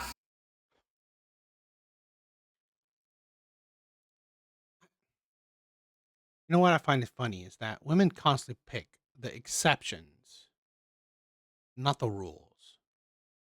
Women always, and it's fine, right? It is what it is. People do this, right? You always pick the negatives, not the positive, because that's just your mindset. You always see the negativity. It is what it is, right? People do that, right? It's. I think it's human nature, right? We see the negatives, we don't really see the positive, it is what it is, right? When you are this kind of person, particularly in the dating market, I'm glad. I'm happy, right? This is Again, you know, it might be surprising, but I'm supporting her. Thank you for opting out of the dating. The only issue is that even if you opt out, you still will fucking talk about men. I Even though you say I don't want to deal with men ever again, still talk about them. I just wish that these women would 100% like the whole lexicon of the word men, the word male, whatever, is disappeared from your vocabulary. I wish. How I made macaroni for my husband and I wanted him to save me some and he fucking ate it all. At least I don't have to get on the internet and make a 12-year anniversary post about how my husband told me that I should be grateful that he didn't unalive me because he actually is incentivized to. Freeing yourself from the expectation. I do point out that, you know, like she said it, okay? There's a plenty of women that are married, chose the man they married, and go online to just shame him, to show how poorly you pick men. I said this before, right? You wanted a good guy, you could have picked a good guy. You wanted a guy that would have been sensitive to your feelings, to be emotionally intelligent, you could have picked that man, right? You wanted a man that would treat you with love and respect, you could have picked that man. You just wasn't attracted to that man. There's no excuse. Of constantly having to perform for men to be in the dating pool is one of the best feelings that you're ever going to have if you ever reach that stage in your decentering men journey. Because as a woman, to not care about people's opinion is to not allow people to control you. And to not allow people to control you is to put men in a position where they do not have any power. And for a man, that is the worst position for him to be in. The amount of dignity that women have to lose in order to be in a relationship or a marriage with a man is dehumanizing. It's demoralizing. It is a humiliation ritual. You are literally signing up to go to the pits of hell, and at what cost? To say that you have a ring on your finger that isn't going to be able to melt? To have a ring on your finger that's going to shine so bright temporarily that you forget about all the pain and trauma and destruction that this man has caused and that is continuously causing in your life? Opting out of dating means that I don't have to repeatedly be traumatized. And people can say all day long, choose better, choose better, choose better. That's literally like telling someone, you need to go to the casino and you need to make sure that you choose the perfect slot that you are going to win on every single. Choosing better does not mean choosing perfect. This is why women are stupid. Choosing better does not mean choose perfect. My brother-in-law, okay? I've said this before. I think my sister is unbearable, right? I can never imagine any man desiring to be married to her, and I love her, right? She's a great sister. She's one of the women that I believe is madly intelligent. Okay, she's madly intelligent. She is like I seriously, I go to her for advice sometimes, okay? Because she is madly intelligent, madly emotionally intelligent, even though she's very dry with her emotions, right? But because she's very logical, right? Which is crazy for women. But she's picked the perfect man that is imperfect himself. The man is short, he's chubby, he's very average looking. Money is average, nothing crazy. It's like he has charm to him, right? He's a charming man. But again, he's not perfect. But what she valued in this man is his character, right? She valued his charm, right? His charm is good. He's a good talker, right? Great talker. But he's a good man. Right? He's a good man. He completes her. He cooks. He semi cleans, right? She cleans. She's a neat freak. So, but he cooks for her. He's a great husband, a great father. It's like, it's not about picking perfect. It's picking right. It's focusing on actual, right, traits that are more valuable for the long term. She chose a man that is focus on being a good husband, focus on being a being a good father, focus on making up for her flaws, making up for her deficiencies. Okay, he completes her. Literally, I would say that they are soulmates, right? Soulmates, which is like insane that I've, after, stop being a child, I don't believe in soulmates anymore. But if I had to, they are the example of a soulmate to me, right? Because he literally completes her. He's not angry. He's not fast to anger. He's very happy-go-lucky. He's very cheerful. My sister is very dry. If she has an emotion, it is anger, right? If she has an emotion, it will be anger.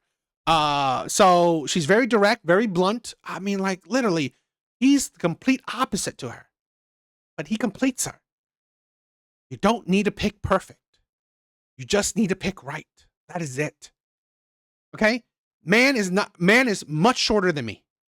The man is sometimes even chubby. It's like literally looks is average at best. So it's not about look, not about height, not about money. It's about who he is inside. Right? It's about who he is inside. That's what she valued. These bitches don't. Time. Because that information and that advice is disingenuous as fuck. And anyone telling you that you should be choosing better, they're trying to humiliate you. They're trying to blame the fucked up pool of men that there is out there. They're trying to blame it on you.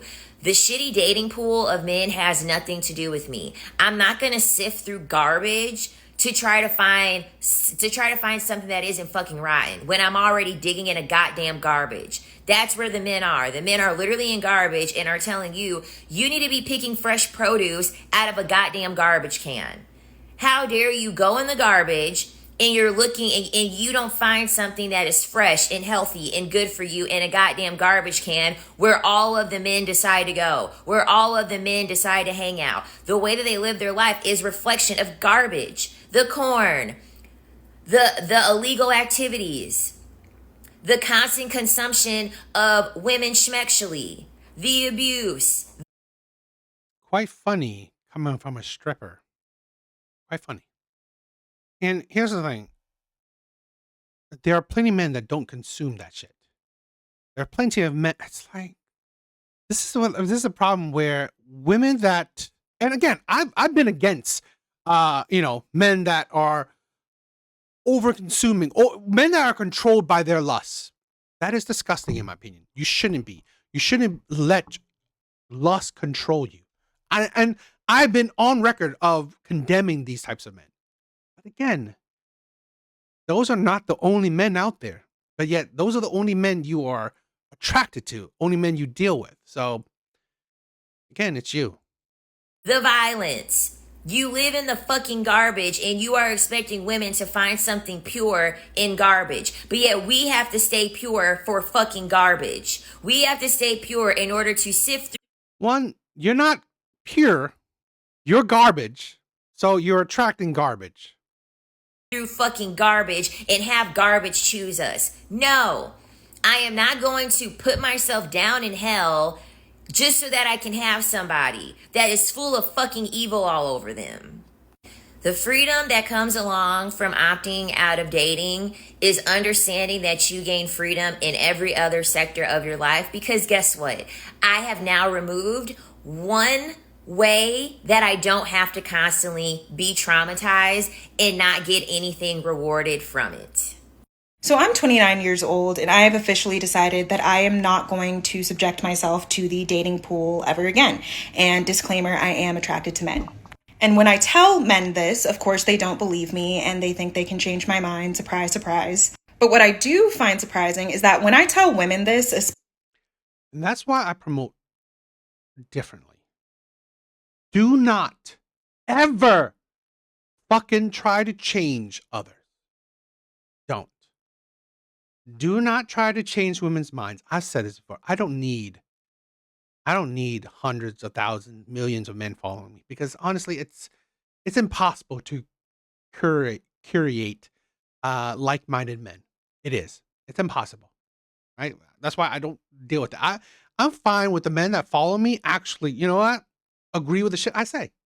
Maybe not 100%, but they are agreed with the core principles that I have. Don't fucking try to change women. I wish more women would opt out of dating. I wish. And it seems like it. Goldman Sachs have done a study that more women than ever before by 2030 will be single and childless. And I said it. I'm glad. We need less baby mamas in this world. We need less miserable women in this world, right? We need less of it. Especially straight women, they're usually sad for me. And I swear I'm not trying to be rude. I'm not trying to yuck anyone's yum, but what is there to be sad about? Have you met men? Like, I've seen women stay in crappy relationships with men solely because they know exactly what is out there and they do not want any parts of it. And of course, a lot of women think that I'm coming from a place of being jaded or bitter, but it's not so much the sucky experiences that I've had with men that put me off of dating. It's that even the great experiences that I've had with them do not measure up to the fun experiences and conversations that I have had with my family, friends, and community. Like, even the highs and the honeymoon phases that I've had with men in my past did not top the experiences and just life-changing conversations that I've had with my friends. And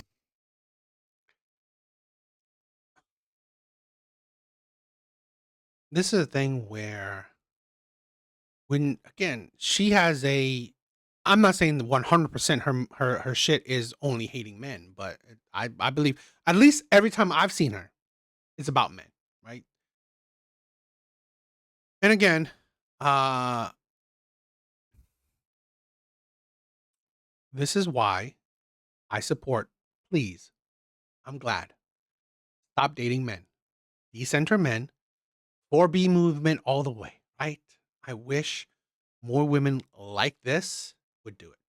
Because in my opinion, it is bitterness. It is because here's the thing where most of these women have said it, right? They think, oh, it's no, I'm not jaded, I'm not miserable, I'm not. No, you are. You just don't see it. Okay, because you have an already underlining hate for men. You already see the negativity in men. So even if you have good experiences, you only see the negative. Okay, it doesn't measure up, right? It's not good enough. It's not because again, in your mind, it's a man. In your mind, it's a man already. So already, just being a man is already a negative. Being a man is already detract from you. You cannot have good conversation because you're a man. Right? You cannot. Which is funny because the more intellectual debates, the more intellectual conversations are from men, but okay. please know that I'm aware that happy and fulfilling relationships can exist between men and women. I just don't think there's a need to be sad about women or femme people deciding not to date men. We're not wasting our youth or our beauty. Like, I promise you, we're okay. Real question half the time is, are y'all okay? So I'm 29. Although I tend to give out a lot of advice to women on how to navigate the patriarchy through the lens of gender studies, I've come to the realization.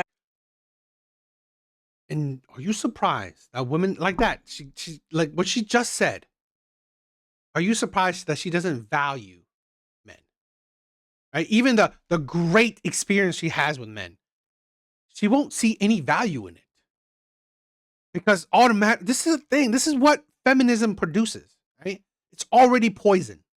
So no great experience can ever compare, can ever even measure up. Because honestly, you already see the poison in men. You already view men as poison. That I've never really been too vulnerable about my own issues that I've had with men or the mistakes that I've made when interacting with them on an interpersonal level or just on a systemic level. So without further ado, here are 5 lessons that I learned from 5 guys in the past. When I first got on Tinder around the age of 18, right out of high school, the first guy that I met up with definitely taught me that men will infiltrate and taint spaces that are designed for women that helps give them more agency or more hope when navigating their interactions with men, despite not necessarily being women-centered. If y'all remember the way that Tinder was marketed when it first came out, they made it seem like this was going to be a dating app that was a space to find romantic connection or even, casual friendships, and men straight up turned it into a hookup app. And let's just say when I met up with him, I found that out the hard way. Men did it? I'm pretty sure that you have to like a man to interact with said men. Dating statistics have shown that women swipe on very few men. Data statistics have shown that women swipe on about 20% of men. When you blame, when you have gripes against all men, yet your data pool, right, that you source from, is only 20% of men, that shows you your low IQ. That shows you how disingenuous you are. When you use a small pool, right, to equate men, shows you your low IQ. The second guy, who I also met through a dating app, because I guess I didn't learn my lesson the first time, taught me that men are greedy. Like they just aren't satisfied with any amount of affection. 2 men, and then you say men. I try my best not to insult women, but I'm trying. You give them. And as someone who was freshly dating and didn't date too much in high school, that was really shocking to me. Like if you give them a hug, they'll want a kiss. If you give them a kiss, they'll want some touching. If you give them some touching, they'll want some, and so on and so forth. The third guy, which is one that I met when I was 19, and if y'all know what that means, then you know this was a canon event, taught me that the words I love you mean absolutely nothing to a lot of men. Because men had marketed themselves as being incapable of expressing themselves emotionally, I thought that when they said, I love you, that they had to mean it, because according to them, it was really hard for them to say it. Trust, it is not hard for them to say it, to write sonnets, poems, songs about you, as long as they think they are getting something that they want. The fourth guy I was seeing freshly out of a relationship, and he literally offered himself up as a rebound and said that we can keep this casual and there's no pressure. One night he asks me if I had been seeing anybody else aside from him. I was like, yes, I just saw somebody 2 weeks ago, and all of a sudden the mood changes, but then he quickly snaps back.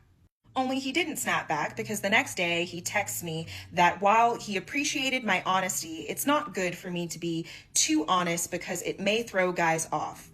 But also, I should be honest because that is the right thing to do, and if I had hooked up with somebody, he would really want to know, but not too honest. If that explanation made you feel like you were having a stroke, congratulations. You learned, just like I did, that men are not nearly as logical or rational as they claim to be. Half of them are moving through their ego, half of them are moving through emotions, but logic is not in the room. And finally, and unfortunately, I don't know you, right? I don't know about you, but if I can impart some critical thinking onto you. When you listen to all these women, please think about this. What is the basis of their logic? What's the basis of their logic? When you think about it, it's the men they chose. It's not men. Okay? I've said this before. Why do you think I make distinction that women need to be more detail oriented, more specific? Why? The problem with a lot of women is that they don't realize you're not talking about men, right? You're not even talking about 51% of men. You talk about men you choose, men you're attracted to, men you wanted. Why do I say not even 51%? Because you got to think about this. Dating statistics is it's not necessarily 100% correct, right? I mean, I always said this. You take all statistics with a grain of salt, okay? But it's a good estimate, right? It's a good basis for building a logical conclusion or a logical path. Dating statistics already shown you that women only care about 20% of men. So even their logic, right, you could see that when you make it a bigger scale, it's not even women are not even talking about, or at least their pool, right? Pool of their dating pool, or their s- what's the word? Pool,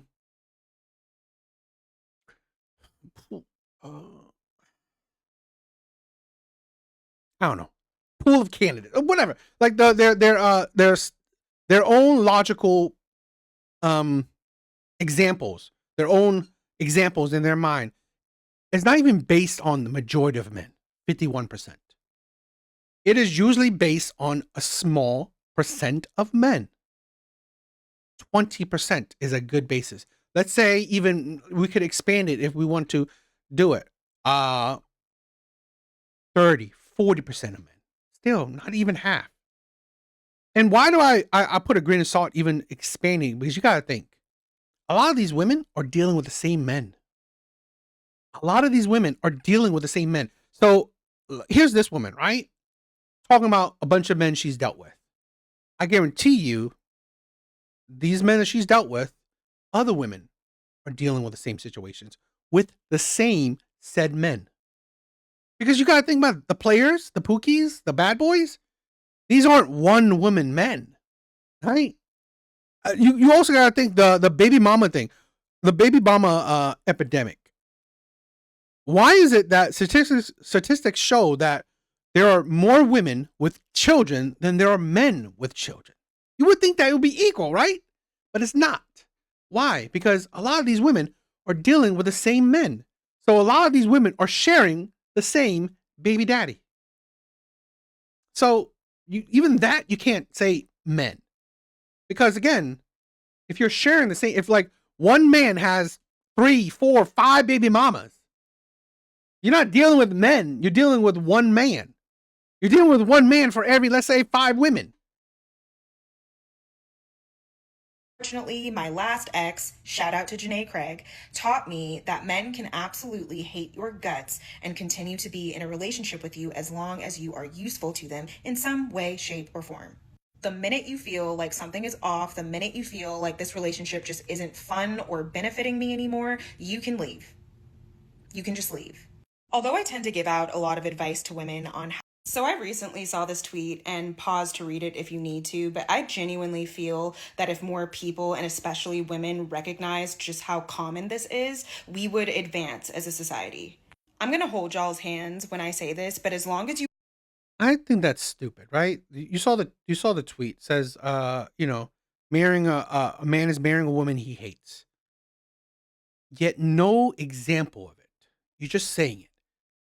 This is a thing where now you can maybe look at it in a different way. Where a man is marrying a woman where maybe he desires a 9, right? He desires a 9, or he wants he desires a supermodel that looks like a supermodel. But he's marrying a woman that doesn't, right? He wants a woman that's a 9, marrying a woman that's maybe a 5 or a 4. And maybe in that mind, when you think about that, right? You think about those numbers, you think about that, the words I said. You think, oh, he must hate her. He must hate the woman that he's marrying. But if you look at it differently, it isn't that he hates her. It's that, you know what? He rather trade off that, you know what? This woman that I'm marrying, her personality is amazing. She loves me. She cares about me. She wouldn't cheat on me. She wouldn't mistreat me. She actually wants me, right? Why don't you think about, oh, you know what? I love her for her personality. Instead of, you know what? I love her because she's a 9. Because she's, instead of getting with a 9. If I get with a 9, she'd probably cheat on me. She'd probably mistreat me. She probably just wanted to take my money. Because here's like I said, right? When my sister, right now, my sister, when my sister was young, plenty of men wanted her, right? But she chose a man that, visually wouldn't necessarily be on her visual level. Okay. But she chose him based on who he is inside. That's the thing where, why can't men do the same? It's like, I find it funny that again, I'm just talking about in the particular case, because the person didn't give no details. But why is it that a woman can love a man for who he is inside, but a man can't do the same? And then you think that, oh, if he's like not getting with a woman that he's like 100% attracted to, he must be settling. He must hate her. No, he's not focused on that. Like, even if you, like, this is a thing where even if you date a 9, right? You think that you will never find no other women attractive? You think you would never find a woman that's even more attractive than the woman you are dating? There's always one that's always better looking. You are useful to a man, he does not have to like you in order to keep you around. You pair that with the fact that we are living through late stage capitalism, and it is not difficult to see how this dynamic is created. Because in these, And to assume that he doesn't like you and he's only with you because you're useful to him.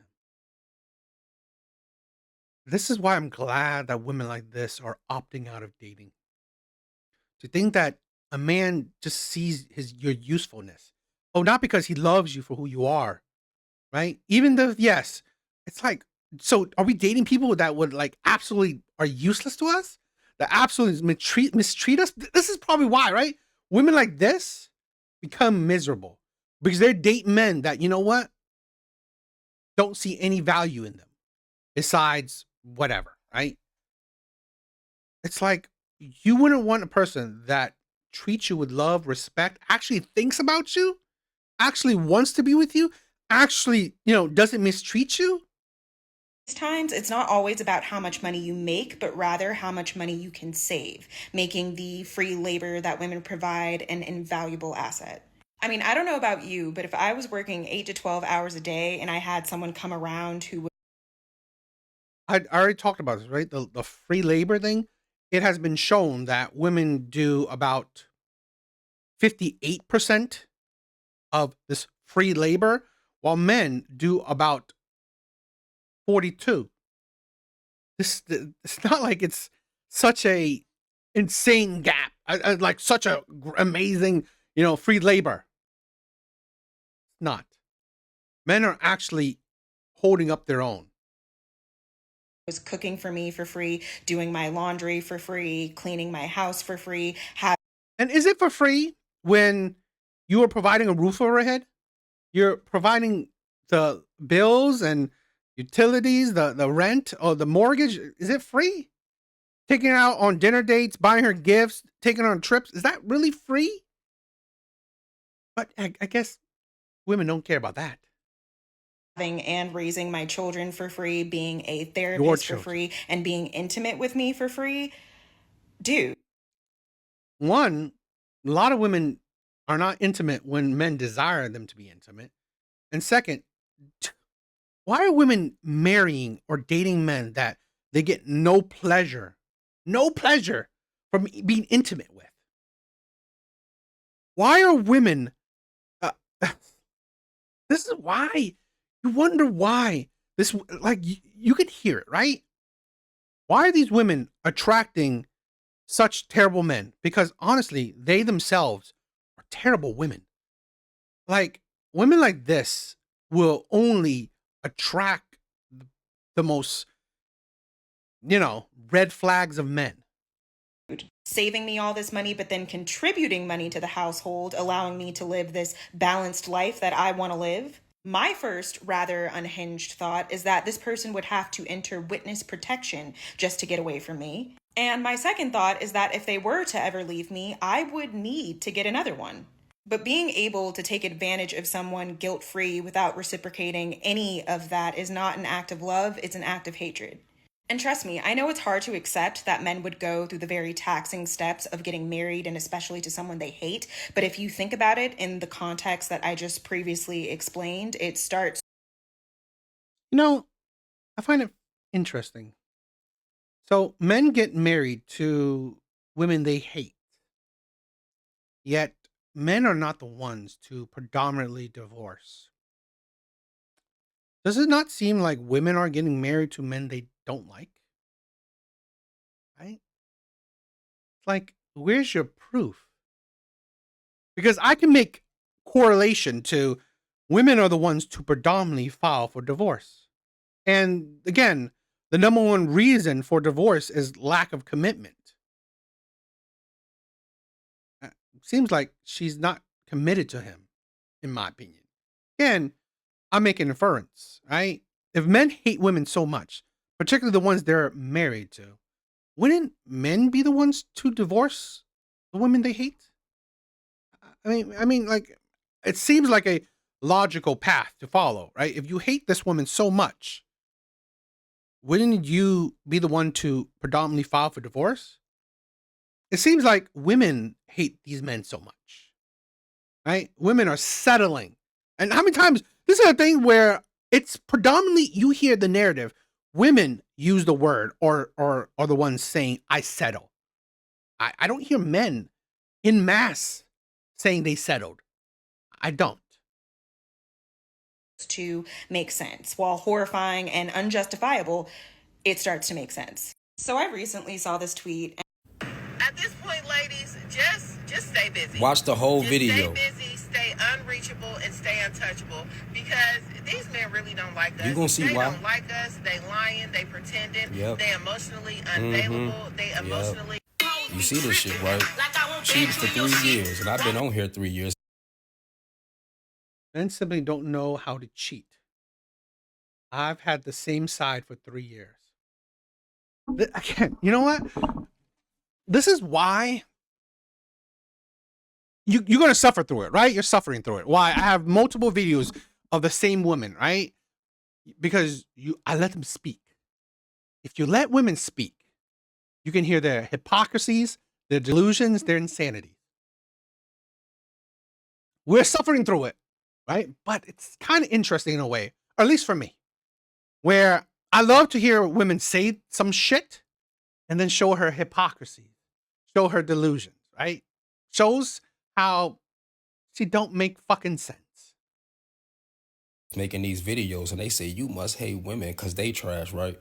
That lady just said 11 years she been cheating. This lady been cheating 20 years with her side nigga. She got 2 kids, probably don't even know who the father is. Somebody else got 20 years, 14 to 34. They bragging about being trash, the same trash they say we are. 15 years, 8 years, 5 years. Ain't that something? Then I have a couple videos of women, right, saying how evil men are. How men are married to or dating women they hate. Out of the horse's mouth, right? Literally, here's women proving these other stupid ass women wrong. This is why I said I love, right, creating these videos. Because if men have if you hear women say shit, bring it to my video. Right? Bring it to a video that particularly will counteract the shit she spews. Years. They don't care that they can get pregnant and ain't gonna know who the father is. But if you notice, they on here talking so much trash about men, and especially black men. They don't want to get married. They don't like us. They don't take us serious. It's because they need therapy. They got mommy and daddy issues. They're gay. All because y'all trash. But you know what's crazy? You always hear about those dudes who get cheated on in middle school and they never the same. It took me until I was 33 to finally just know I was never going to do this shit again. But then I hear the way they talk on the internet, and it's just a constant reminder to not do that. But the difference between me and a man they can complain about is I'm not going to continue to date and just treat them like the trash that they are, because that's what they like. That's why they connect with those men for longer. I just choose to stay single. But then they asking all these questions. How come men don't want to date? They can't come up with one reason. They think we don't see how they participating in the real world because they live in their mind and they tell themselves bullshit just to feel better about what they really doing. Subscribe to my YouTube, Planet Reality. Marriage is meant to benefit men more than women, and a clear example of this is the fact that we generally do not hear about women having secret families, at least compared to men. And this is not because women don't cheat, right? Because anyone can cheat. That is not a gender-specific thing. It is more a mix of societal, logistical, and biological factors. So one, first and foremost, the idea of having kids. Women who are pregnant can't conceal that they are pregnant. And if they are able to hide that pregnancy, it is usually only up to an extended period of time until it is obvious that they are pregnant. So that is a dead giveaway. 2, child custody norms. Moms have a significantly higher chance of having custody of their kids compared to dads. And this also applies even if those kids are coming from different dads. So again, a woman is going to have a harder time hiding a family or multiple families if all of her kids live with her under the same roof in the same household. And 3, lack of opportunity. This is not necessarily saying that men are better at hiding things or sneakier, but that we know at this point that women are the ones who pick up the slack when it comes to emotional labor and mental load and invisible labor. So again, a woman who is already running a household is most likely not going to decide to pick up more work and put that on her plate to hide multiple households to run. I'm just going to leave this at that, but stay safe out there.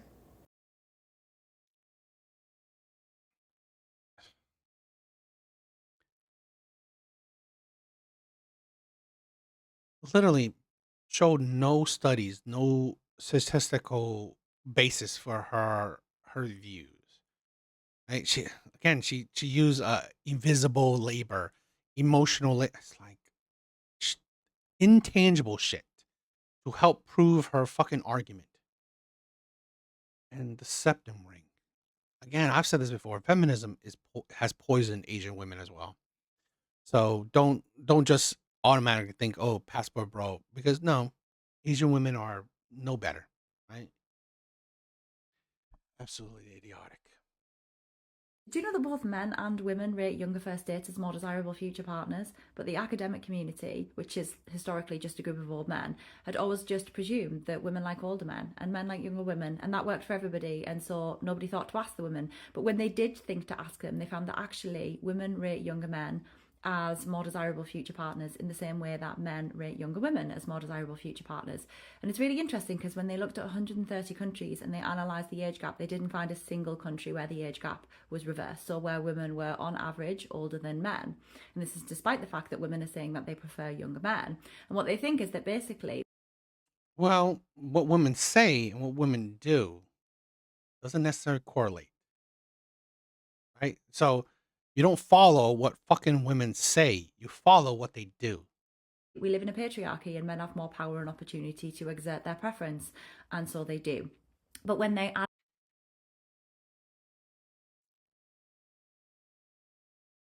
No accountability. Like, I just love it, right? No accountability. We live in a patriarchy. Women can't do what they want to do, right? Women can't do what they want to do, even though women say it. They can't do what they want to do. The patriarchy is stopping women from doing it. Like literally, men are the patriarchs are handcuffing women. Fathers are stopping women.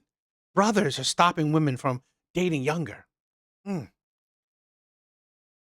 analyse the preferences of men and women throughout their lifetimes, they found that men prefer to date younger women throughout their lives. Women, when they're younger, tend to date older men and prefer to date older men, and that is thought to be because of the liabilities of dating a younger man, because we know that men don't mature as quickly as women do. When women go into middle age, they tend to date men who are around the same age as them, and when they go into old age, they prefer to date younger men. And this is thought to be because we live in a patriarchy and women don't want to become a nurse to an old man. And in patriarchy, if you have a heterosexual couple and you are going into old age, it's going to be expected that the woman takes care of the man. So a lot of women who are older are removing themselves from the dating pool of dating older men and dating younger men because they don't want to become a nurse. Now, all of this comes with the caveat that when you look, They don't become a nurse, but they become a sugar mama. They become easy access to sex. at men and women and how they rate attractiveness across their ages, women tend to rate men who are around the same age as them as the most attractive. So they might be a few years younger, they might be a few years older, but they are around their age.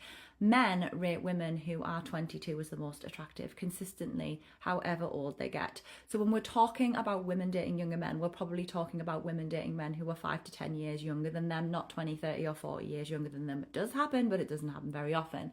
Men, on the other hand, when we're talking about them dating outside of their age range and their preference for dating younger women, they're talking about being in their 30s, 40s and 50s and dating women who are in their early 20s. So there you go, you've learned something new about women and dating today. They too prefer younger. Just Literally. I don't know what you learned. Okay. I've been thinking about this a lot. I'm a girl and my ex actually resented how nice I was. It wasn't hot. So I've been thinking about this a lot. I'm a girl and my ex actually resented how nice I was. It wasn't hot. So my theory is that a lot of guys actually like being negged, which is why there's like popular dating theory for men that is you should neg women in order to get their attention. And I'm not saying that this doesn't work when it comes to dealing with insecure people of any gender. If you insult them in a way that makes them feel insecure and that they need to like win your approval or become desirable to you, this is like a pickup artist tactic, not something that I'd recommend if you want to be in like a healthy relationship. But following from this sentiment, I don't think that you need to neg people, but I also don't think you need to be overly nice. It doesn't mean that you shouldn't be kind and generous and respectful, but like overly people pleasing dynamics indicate to people who have like developed healthy boundaries that maybe you don't have healthy boundaries. And that is an uncomfortable pill, hard pill to swallow, and one that I had to swallow myself too. And for women, when it comes to dealing with men, like being just a little, not being so easy to talk to, you know, be comfortable with like throwing a joke back in a guy's face. It makes him feel kind of like there's something for him to chase. If it's too easy, he won't appreciate it. And as women, we are sometimes conditioned to think like, oh, men want things to be easy, so you should make it easier for them in order to be desirable. But I don't think that's true for men or people in general. Because the paradox of being a human being is that we want things to be easy, we want the path of least resistance, but subconsciously it's like you don't appreciate things that you didn't earn, or you don't appreciate things that you don't feel you have earned. So if you are being overly nice to someone who doesn't feel like he's done anything to deserve your... I think she's conflating, right? I mean, it's not that great to react to, but she's conflating like being overly nice to just being, not one dimensional, right? It's like when you're playing around, right? Like she said, like throwing at jabs. That's just you're playing around, right? So not the same as just that's not what you say being overly nice. It's like you're making a relationship more more fun, more energized. So negging is not the same, right? Men don't enjoy being negged or nagged, right? No, it's just make things enjoyable. It must be so peaceful living as a man, knowing that you could do things like walk your dog at night, go running at night, just exist in the world, really. Exist in a world where no one bothers you. This afternoon when I got to work, my manager, who's also my friend, but he told me how he had to save this young girl's life who was about my age this morning because a homeless man had her pinned up against the wall with his pants down, about to stick his you-know-what in her. And she was just walking her dog, crying uncontrollably. He literally saved her life. Really unsettling information to hear at the start of my shift where I'm supposed to be happy. But again, you men don't have to worry about things like that. Stay safe, ladies. Always. It must be I love this where men predominantly experience violence. Men experience a whole lot more horrible violence than women do. You think a man walking around late at night would not be in high alert of violence? Yeah, no other man is wanting to fuck him, but they would want to kill him. They want to beat the shit out of him. They want to mug him. And here's the thing. No other man is going to come to his safety. No other man is going to come to his fucking rescue. Literally, you have the audacity, right, to come here and say that, oh, okay, here's a man that saved a woman. Please tell me a story of a man being saved by another man. Please tell me that. Yes, having a boyfriend now is embarrassing because the jig is up. I saw that article in the Cut that questions if having a boyfriend now is embarrassing. And in my opinion, yes, it is, because we now know what it takes to maintain these long-term relationships with these men. We now know what it takes to even engage with them in a casual way at this point. It was assumed in the past that you would be taken care of, that they would be providing for you, that over time that the love would just grow.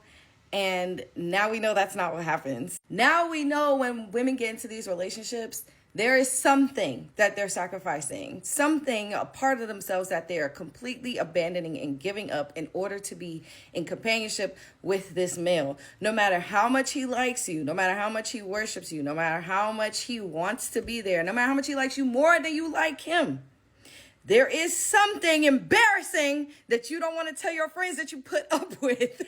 I myself was embarrassed to tell y'all that I was in a relationship, which is so interesting because there was a point in time where I actually told myself, I'm going to have to settle if I want a man. And I remember that was the moment I was like, wait a minute. I want this too badly. Like, for what? Now when my friends talk about men, I join them. I don't lead with, oh, I got a man, so I'm out the street. I don't know what y'all talking about. Man, I do know what y'all talk about to this day. Okay, so yeah, having a man is embarrassing. I don't lead with it because what is the social currency at this point? When we know how much they struggle to meet women's expectations. Yes, having a boyfriend now is embarrassing.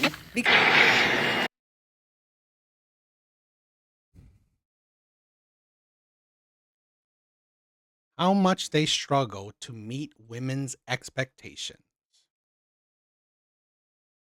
And she made a point, right? Women on this app constantly said, "Oh, you need to find a man that loves you more." Really? Because all these women do not love the men that love them more.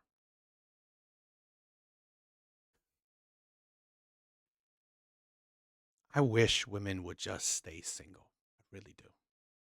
I wish women would just decenter men.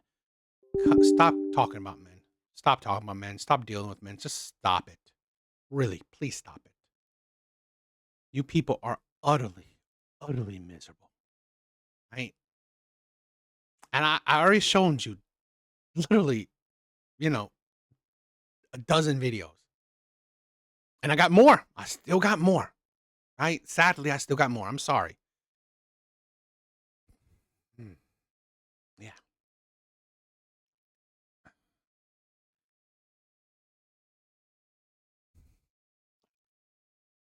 And then the other woman saying that, okay, men marrying women, men marrying a woman he hates. Women, didn't I say that? Women talk about settling? I think women are the ones getting with men they hate. For British Vogue, I wrote, "This piece is having a boyfriend embarrassing now." I know people are reading the headline, they're like, nah, nah, nah. But listen, for this piece, I interviewed a bunch of women. I spoke to them about why they hide their partners on social media, or they like post very inconspicuously about them. Some people said it was about privacy and this sort of unique, special privacy that you only afford your romantic partner. A lot of people spoke about the evil eye and this idea that, oh, if I post my partner, then people who are jealous of me will somehow, through their terrible vibes, ruin my relationship. Some people said that they felt as if they were scared to post because what happens when someone comes to them as a woman, or what happens when they break up and they have to, delete all the posts. And there's this whole feeling of like shame of having tried and failed to find love. And then there was a really interesting point that came across both people in relationships and single people. And this idea that like being in a relationship with a man and showcasing it to the world in and of itself was an embarrassing thing to do. And that's what I really wanted to get into. There was this idea of there not being a solidarity with other women. There was this idea of like a relationship just by default being something that rendered you quite uncool. I spoke about this podcast I came across where they were talking about, is it lame to have a boyfriend? And they say, when I meet a girl and she has a boyfriend, I automatically just kind of put her in a box or in a category, and I just don't feel as inspired or engaged by her. And then when someone doesn't, I feel like they have so much life and prospect, and they are just entertaining and fun, and I kind of feel empowered by their individualism. But interestingly, the girls talking about this on the podcast, agreeing with this idea that like girls without boyfriends are cool, are also in relationships themselves. And so I was thinking so much about how it is very uncool to be a boyfriend girl. It is very uncool to be a my man person. And I spoke to both just people who are on social, but also content creators and influencers about what happens when they post their partners, right? A lot of them lose a lot of followers, especially if they were already single. And this idea that now you are someone's girlfriend and you're posting about this, it's something that people automatically disengage from. I do it too. If I follow someone because they, I don't know, post their outfits and all of a sudden it's their boyfriend every day, I'm just like mute. I came here for a reason. But this is happening like across the board. And like just culturally, I think a lot of like the days of a man being a prize has really changed. It's really changed. And obviously this has come from like just the empowerment of single women in general, but also just how the trajectory of men and women are going in completely opposite directions. And now we're having to look at heterosexuality with the political lens that we've looked at other sexualities. And we really have to evaluate, if we are a part of this thing, what does it mean? And so it's a really interesting piece. I think people should go and read it and should go and check it out. And I've also found the backlash to it. You know, I think a lot of women in relationships will say, well, you know, I hate all men apart from my man. He is a feminist and he is a this and he is a that, and I shouldn't feel embarrassed and blah blah blah. But the thing is, I think we have to be honest with ourselves. If people want to scream like men are trash, I hate all men, men are trash, I hate all men, and then you shack up with a man and you're like, but not my man though, and someone says that's embarrassing, this is the culture that we've created and we've fostered, right? And so I think a lot of people want to have their pie and eat it too. When there's nothing wrong with that, but I just think as we become a lot more, I kind of agree with her, right? I mean, that last part, I definitely agree. I mean, it's not like she's not perpetuating it, but critical of heterosexuality, I just think those, you can't sit comfortably in that anymore, which I personally think is a good thing, because it means that we are like deepening heterosexuality. We're thinking so much more critically about what it is we're engaging in, and we're being conscious about our choices, which I think is important. But yeah, go and read the piece. Sorry to drone on and on and on and on and on and on and on. Shout out to everyone that made it to the end of this video. For British Vogue, I'll probably make this a part two. I probably will cut it up, and these videos will be the second part. But I don't know. Again, this is a thing where I said this before, where you know a lot of men are, particularly let's say with the MGTOW movement. Fine, right? You want to women have changed. You want to believe what you want to believe. You want to be miserable. Fine. You want to be jaded. You want to view men as embarrassing. Okay, right? Being in a relationship with a man is embarrassing. Okay, then. And women aren't calling this shit out, so fine. Seems like either you don't call it out, so you know you must be fine with it. Then okay, men will take a step back. They either do passport bros or they will go MGTOW. They will go their own way. And in my opinion, men are now taking a step back, watching the world that women have shaped, that women have created after feminism, right? In my opinion, after feminism, this is the world that women have essentially created. Let's see it burn down, right? If it burns down, men will just have to rebuild it and then say, I told you so. But if it doesn't, then okay, you know what? We'll stand corrected. Women have made the utopia that they desire. But I beg to differ, right? I don't think it's heading down that way.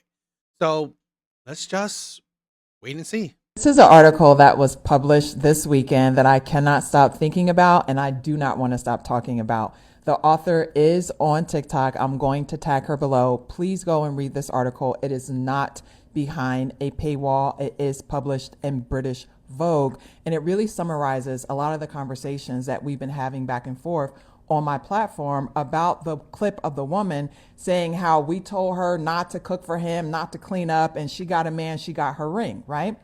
And this article is really talking about how now is really cringe to post about your man, your man, your man all the time, and to present yourself as the type of women are trying to create a environment where having a man isn't a good thing, right? Okay. But again, bookmark this, right? bookmark this, and then show it, right? When women say, why aren't men approaching? Exhibit A, right? When women say, why is there MGTOW? Why is there red pill? And I said this, right? Women created red pill. Women did. They don't know it. Unknowingly, they birth red pill. Unknowingly, they birth passport bros. Oh, why is there passport bros and all shit? Well, exhibit A. Exhibit A. Bookmark it. Woman who is male centered and your content being about this relationship. So let's dig into some comments in this article. It is absolutely amazing. I cannot recommend it enough. One of the things that people criticize Instagram for and why so many people initially liked TikTok so much back during the pandemic and quarantine is because it was so authentic, and Instagram is so curated. People are trying so hard to sell you this lifestyle. It's so polished. And on TikTok, that's not the vibe, right? And constantly presenting your life and the things that and the money you have is such a turnoff. It's so gauche when people are struggling for you to post about all your money or whatever have you. And it's the same thing for women who are in relationships. And this woman is saying, look, I got a man, but I know how hard it is to find a man. And so me posting about my man constantly is boastful because I know women are struggling, right?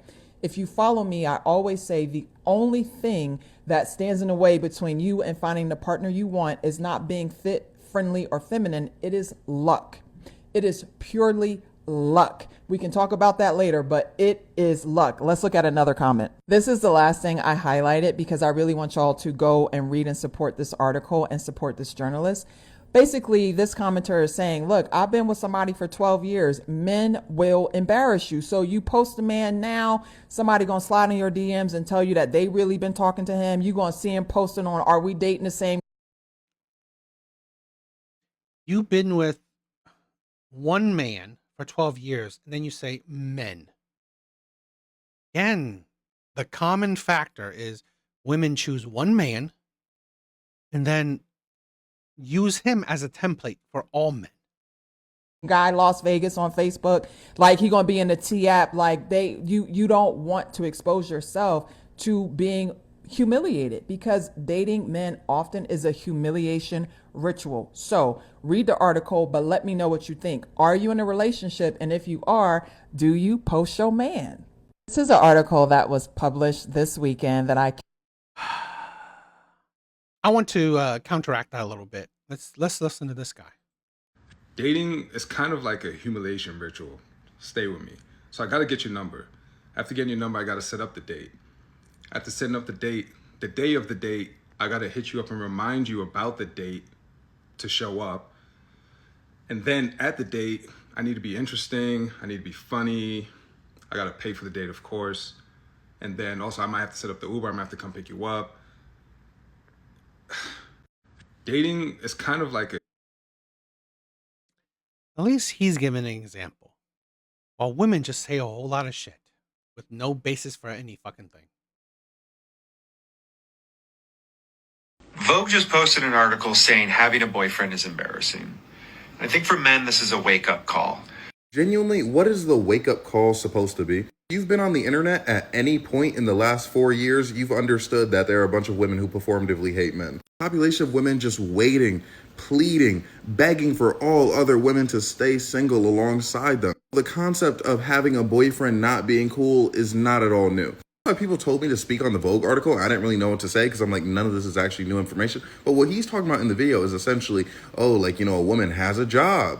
And she has a place that she pays for by herself. She has a car even. That now, why would she just want to date any old guy if she has things that every other adult should have? It's like, yeah, it's almost as if the mission statement of relationships is getting with someone that you like on a romantic level rather than someone that you need to help you out or provide for you. Like there's a stereotype.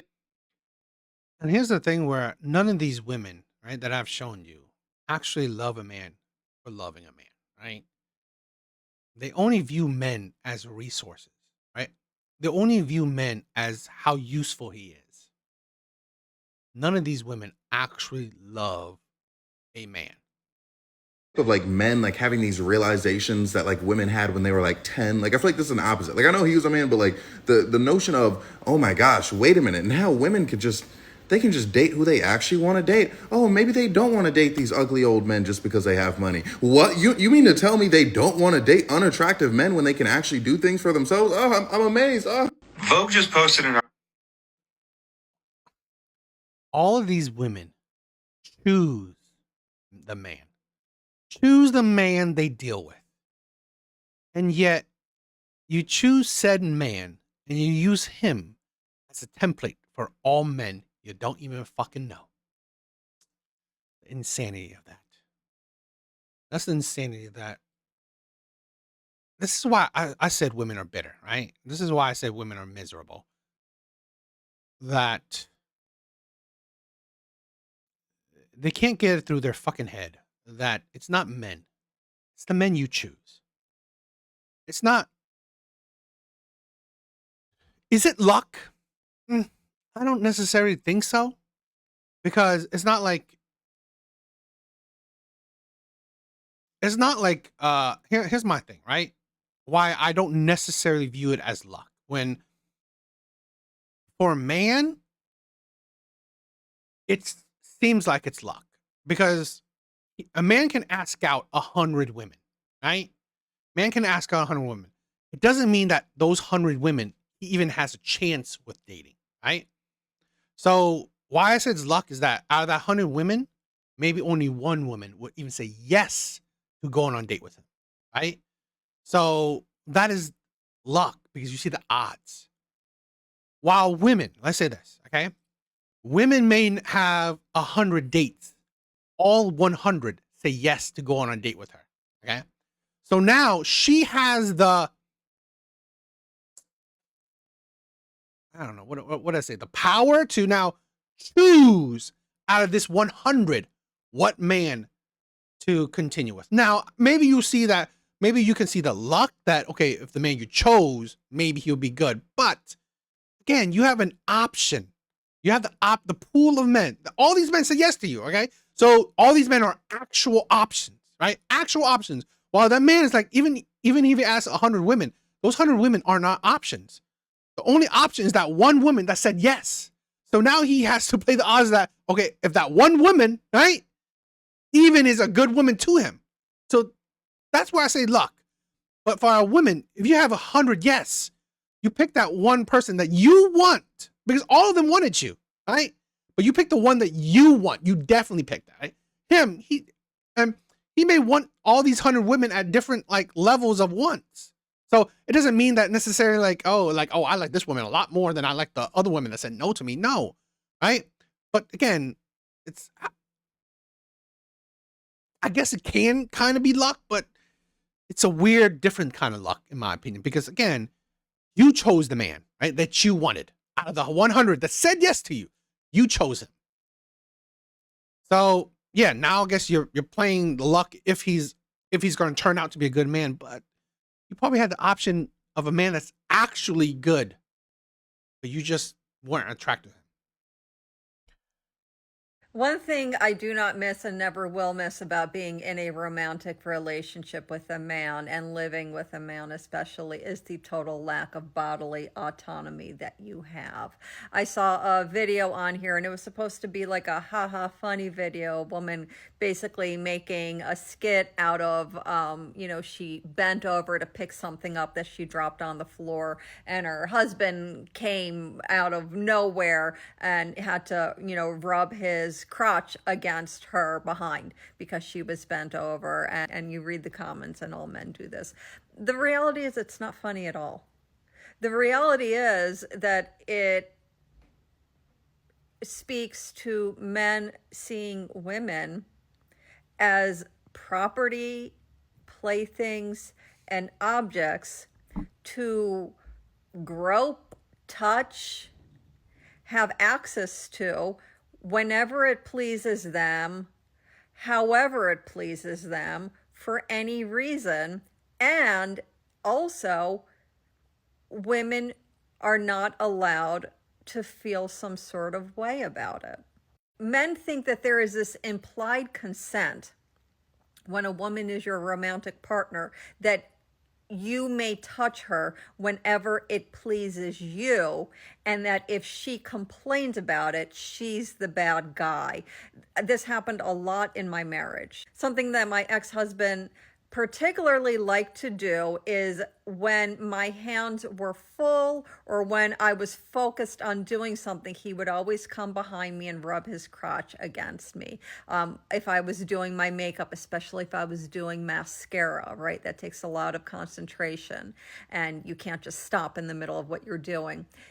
When I was putting away dishes, if I had dishes in both of my hands, he would come behind me, rub up against me, and also pull down my pants and rub up against me. And when I told him to stop, he would get infuriated with me and he would say things like, "You're my wife. If I'm not going to do it to you, then who do I do it to?" No one. Because you don't have a right to touch any human being in a schmegual manner without an invitation, without their consent. One thing I do not miss and never will. Here's the thing where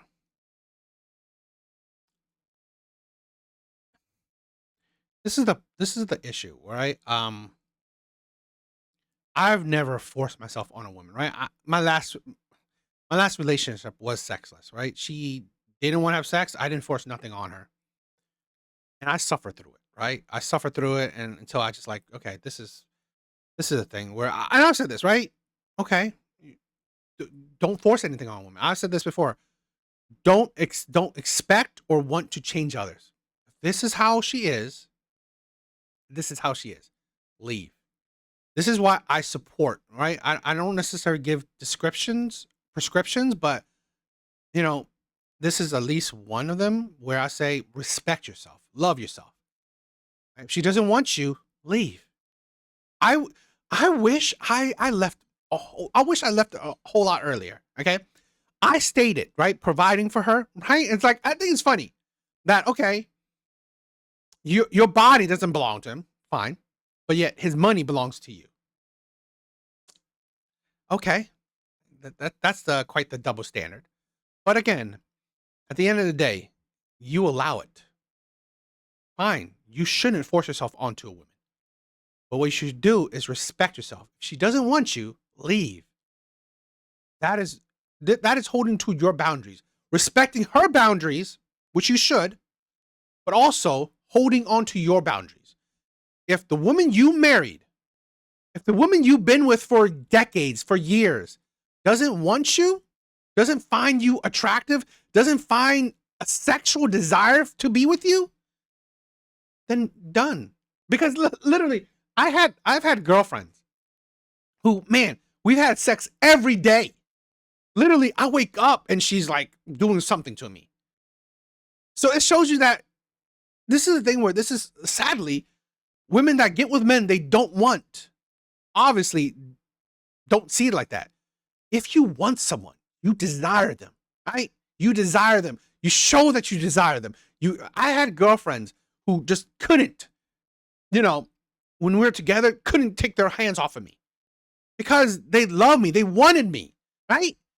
Because this is the thing with women like this. They don't see that, oh, this is a man who absolutely desires. Because I was watching this, listening to this Reddit story, right?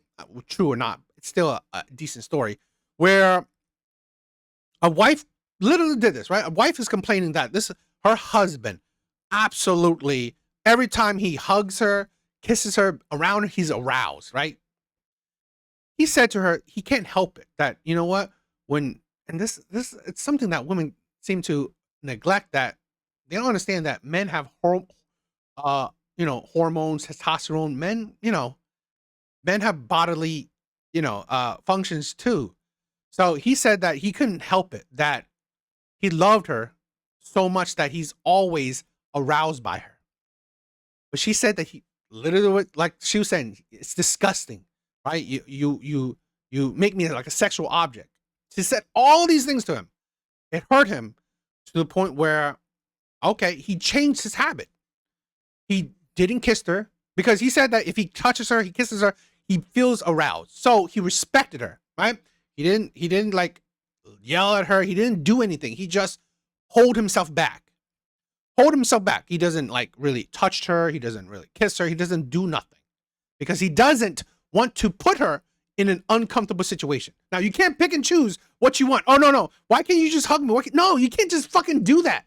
You can't say, oh, how about do this like this? No, that's not how it fucking works. So for months on end, he just didn't do it, right? And she complained. She felt unwanted. She felt undesired, right? For him, to the point where, you know what? Now he's like, I want a divorce. Because honestly, I can't be with a woman that finds my desire for her, finds my sexual desire for her as a disgusting thing. So he divorced her. He found a woman that actually wants him, that's actually not disgusted by his desire for a woman he wants. I say this: don't deal with women that don't want you. Don't deal with women that sees your desire for them as harassment, as objectification, right? Don't deal with women like that. So I just found out something the other day, and I have to ask, women in long-term relationships or even married, are y'all okay? Because I just found out about like the lack of bodily autonomy you guys experience living with these men. And again, are you okay? Like, this woman was telling a story about how every time she would be in the kitchen just minding her business, like whether she's washing dishes, cleaning up, preparing dinner, her husband would come up behind her and just grope her, like just rub his Peter Whacker on her behind, and it just be so unwanted. He don't even try to butter her up first, nothing, just straight assault, to the point where he'd even go as far as putting his hands down her pants, just like because he thinks he can. And I'm just like, I never thought about the men who think that they have unlimited access to women because, one, they live with them, and then two, well, we're married. If I can't do it, who can't? And it's, well, what if I don't want you to? This is such uncharted territory for me because I've never actually lived with a man, or honestly, I've never had to worry about that kind of thing long term. So are you guys like literally okay? I'm so sorry that this is happening to so many women. Like, because when I tell you that comment section was 9,000 comments deep of all these women saying, yeah, I agree. They just keep touching us and don't even ask. You're being assaulted in your own home, in the kitchen at that. Why would a man be there? You're not even safe in the kitchen. So I just found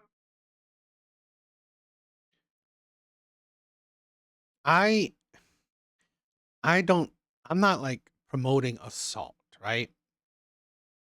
But when you see your husband, the man you have kids with, the man you choose to spend the rest of your life with, and his desire for you, right? His sexual desire for you, and you view it as assault. Honestly, don't be with men, right? I find it really, again, right? I don't promote men forcing themselves on women, but you would think that a woman you want to spend the rest of your life with would not see your desire for her, okay, as assault, your desire for her as, unwanted, because you would hope that she would want you. And here's the thing where women, again, this is the thing where I show you that feminist man who said that we are more alike than you think. We're not, right? I mean, we are alike, but we're not as alike as you think. That men have a strong sexual desire. I find it funny that women think that, monogamy is the best thing for men. Not really. Not. I mean, it's a good and bad thing. Okay. And why I also say that, men are only as faithful as their option, because honestly, at the end of the day, you're with one woman that only wants to have sex with you whenever she wants. Well, no duh, men will be only as faithful as his options, right? He has to deal with it. If he had options to, this is why top tier men, why settle down? Why settle down with one woman when honestly that one woman may see your advances as unwanted? So instead of showing unwanted advances towards this one woman that really doesn't care about you, doesn't want advances, you would deal with other women. You wonder why top tier men do not settle down, right? Because literally women find unwanted, right? Find any advance from their man as unwanted. So, okay, fine. I'm not going to give you unwanted attention. I'm going to find a woman that wants my attention. It's like, again, you think that you think that marriage is so beneficial to men. Really? Being locked down to just one woman is not the most desirable thing. Men hope that it is, right? Men hope that you desire them, but men are slowly finding out that women don't. Women are settling for the men they don't want. So I'm going to ask you a question. So when you say unlimited access, what you're saying is that if you're having the shittiest day possible, let's say, God forbid, one of your parents die. One of your parents died. You're in bed, depressed, crying, in fucking shambles. And that man comes up to you and just sticks it in you. That's okay? Like, he doesn't even got to, like, butter you up. He ain't got to ask you, hey, are you in the mood? Like, he ain't got to talk to you, nothing. Because that's what the fuck we're talking about. I think you guys are, like, trying to, like, nuance your way into feeling okay about what... Yeah, you picked the worst situation to make it seem like it's happening every day. Is your parents dying every day? Is something shitty like that happening every day?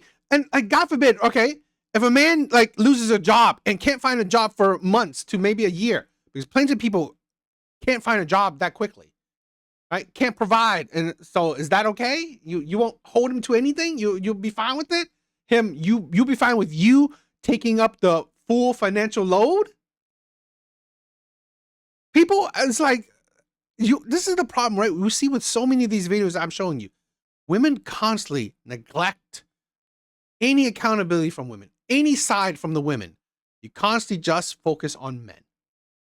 Whatever the fuck y'all got going on. I'm not trying to project or anything. This is just what I feel. But I feel like some of you guys are in here talking about unlimited access, and you don't understand the amount of unlimited access that some of these women actually are going through.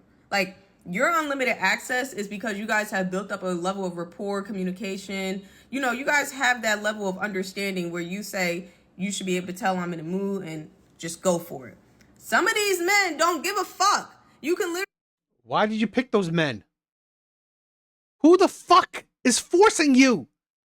Who the hell is telling you to choose who you chose? Be on your deathbed and they would still try to have sex with you. So are you one of those women? Like, I'm just asking because you said unlimited. Like, how far does your unlimited go? Thank you. So I'm going to ask you a question. You know, again, why do I show these videos? Because honestly, it's a good thing to show you the women that honestly just need to stop dating. Please. More women need to opt out of dating.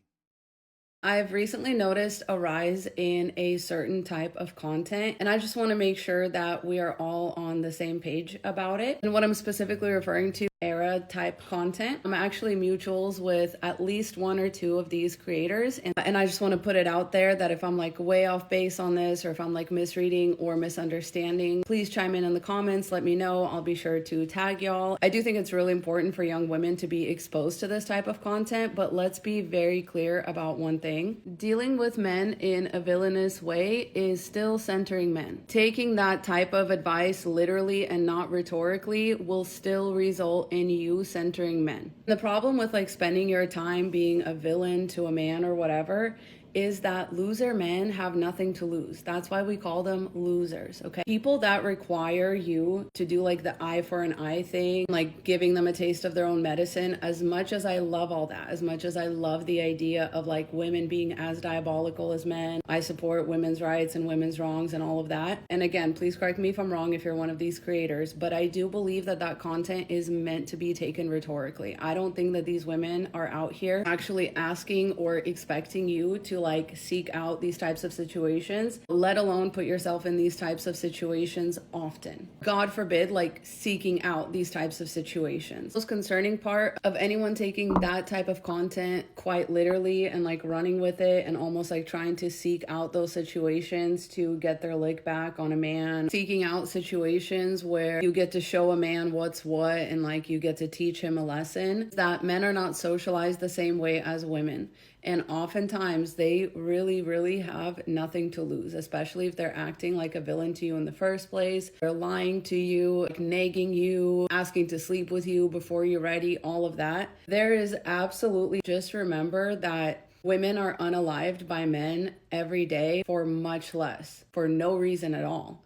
In fact, some women are unalived because they're doing better than the men in question, and the men in question are jealous and resentful. Women are unalived for being too good, too giving, too kind, because a lot of men's insecurity really knows no bounds. Like when you're dealing with men that are like pushing you towards a villainous arc, remember that like most of the time men will out-villain you. Because again, when we're talking about the men that we're talking about, men that are willing to like nag you, looking for sexual favors after a dinner date, not looking for commitment, spinning plates or whatever, you will not out villain them. While a lot of this content is like very helpful to like reframe our thinking as women when it comes to encouraging the types of realizations that women really need to be having, I just really need you to understand that trying this in real life is not a gamble that I would personally take. If you really do sense like villain vibes from a man, or incel vibes, or nagging, or male superiority vibes, let me just tell you that man is a bigger villain than you. That's a competition that you're gonna lose every single time. Again, nobody loves and enjoys this type of content more than me, the like whole flipping the tables, the hypothetical situation type content. I don't think it's quite meant to be taken literally. And if you do take it literally, just please make sure that you are actually one of God's strongest soldiers and that you are ready to physically protect yourself if need be. Please make sure that these men do not know where you live. Please make sure there's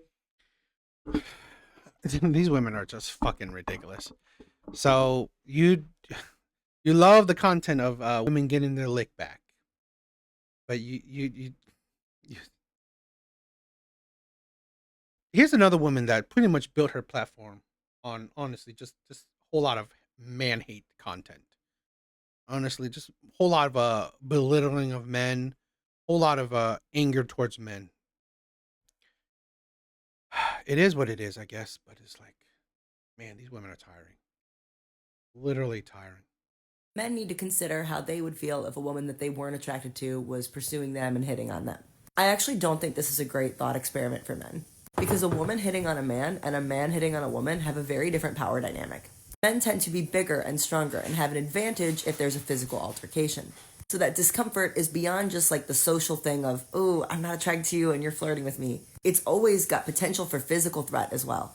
There's always the fear that this person isn't going to listen or isn't going to respect me. It's not just, oh, I'm not attracted to this person, this is really awkward. It's also, whoa, what might happen to me here?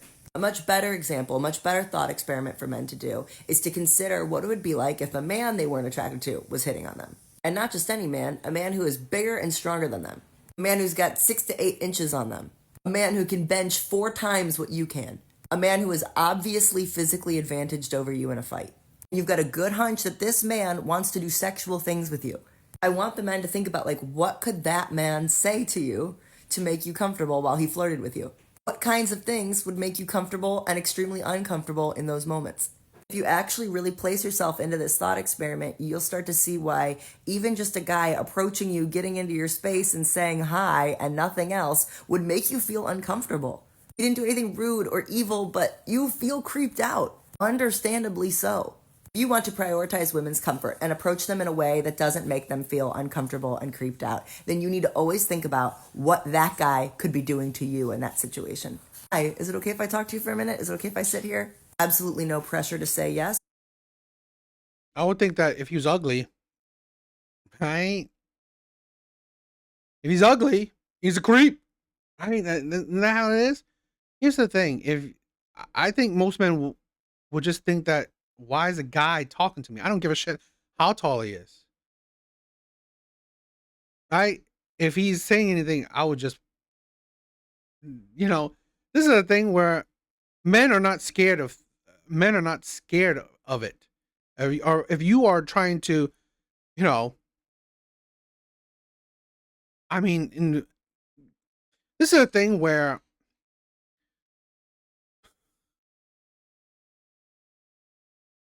I would say that men are not. It's a I'm trying to see if I can word it right because I think that one, men understand the dynamics of violence. If it happens, well, men will take it up. Men are not afraid to defend themselves. Two, men will probably just think like women. If this man is if he is a conventionally super attractive man, great. But if he's not gay, he doesn't give a shit. Just move on, right? That is it. So it's hard of a comparison. Hard because again, in most men, in my opinion, if he's truly heterosexual, it doesn't really matter how this man approaches you. Whether he approaches you creepily or he approaches you whatever respectfully, you like, okay, I'm good. I'm not gay. So it's like that wiring is like that's not really a good, I don't know, scenario for men because you will find it creepy regardless. You will find it unwanted regardless of how whatever the situation is. Because men are not attracted to other men. At least heterosexual men are not attracted to other straight men. It's not it. But I find you really good looking. Can I give you my number? You can start to see why even just overstaying your welcome or flirting with somebody when you're showing disinterest is a big problem. It would make you understandably extremely uncomfortable. To truly flirt in a respectful way that considers her comfort, you have to assume that she might say no. Consider that she might not be attracted to you. And always keep in mind that there's a power dynamic that makes this more precarious, potentially scary, and uncomfortable for her. If you really understand those things when you approach someone and attempt to flirt with them, then you'll probably never creep out a girl accidentally again. Men need to consider how they would feel if a woman that they weren't attracted to was pursuing them and hitting on them.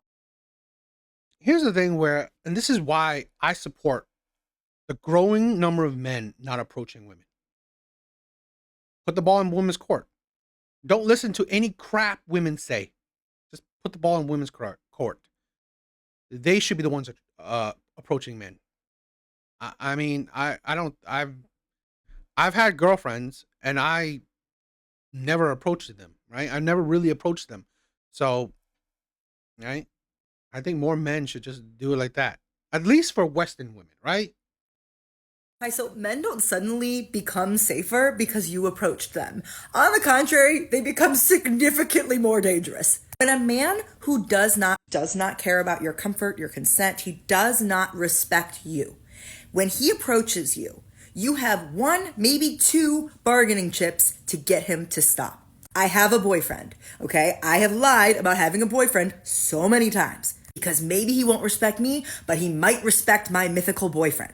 He doesn't care what I consent to, but he can accept that I'm already with someone else. I'm already taken. My boyfriend might get mad at him. My no should be enough. Me not being attracted to him should be enough. Me not wanting to talk to somebody right now should be enough. But if he doesn't respect that, he might respect that I'm taken. I have a boyfriend. The other tool I have to get a man to leave me alone is to sting him. Be such a bitch that he doesn't want to talk to me anymore. Be so mean and awful and make him feel some shame and discomfort so that he finally just leaves the interaction. I'm really bad at this because I tend to be a very friendly, bubbly person and I have a hard time just like shooting someone down really hard. And that sucks. Like that has gotten me into very bad, dangerous, scary, awful situations. I am so jealous of women who have mastered the skill of like the quick draw, shoot a guy down to get him to leave you alone skill. Because they keep themselves and others safer than I can. Those women have come to my aid so many times. And this is when a girl acts like, oh my God, why are you approaching me, you hideous man? It's so mean. Like, it's a mean thing to do, but it's a defense mechanism.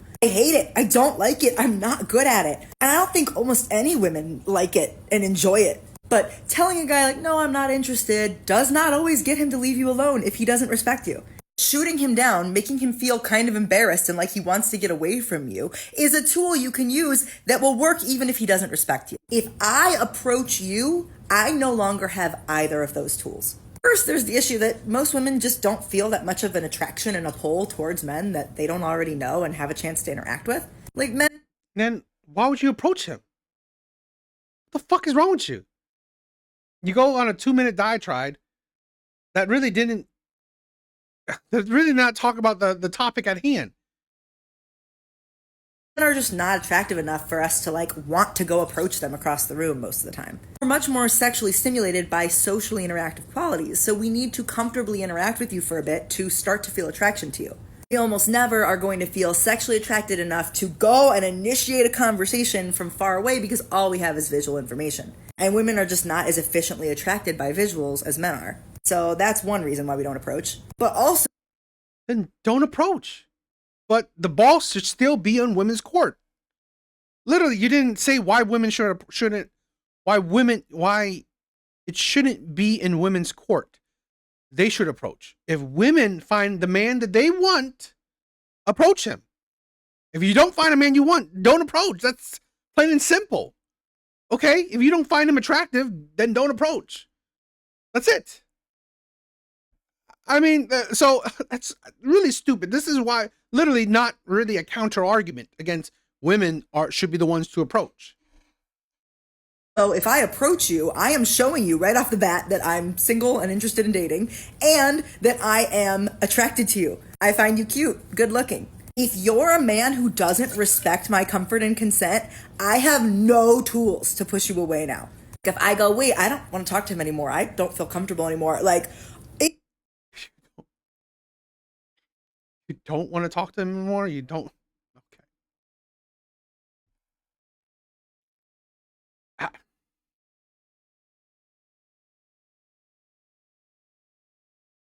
So the tactics that you used before of him like saying no worked when he approached you.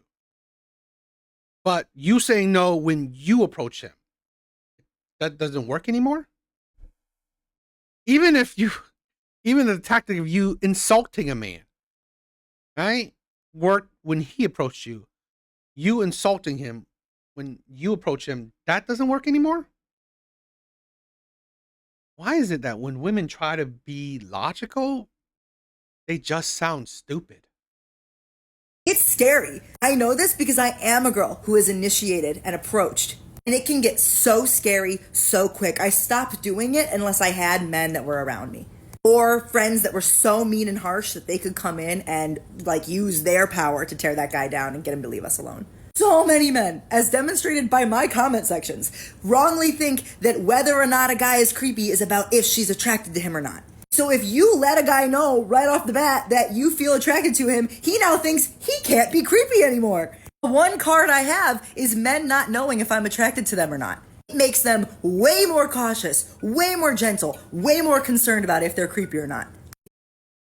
And here, you don't approach. Okay, here's the thing. You don't approach, and you say men should not approach. So you don't have to deal with men at all. Right? Every video that I pretty much show backs up my argument. Of tonight's argument, women need to stay single. I honestly wish, okay?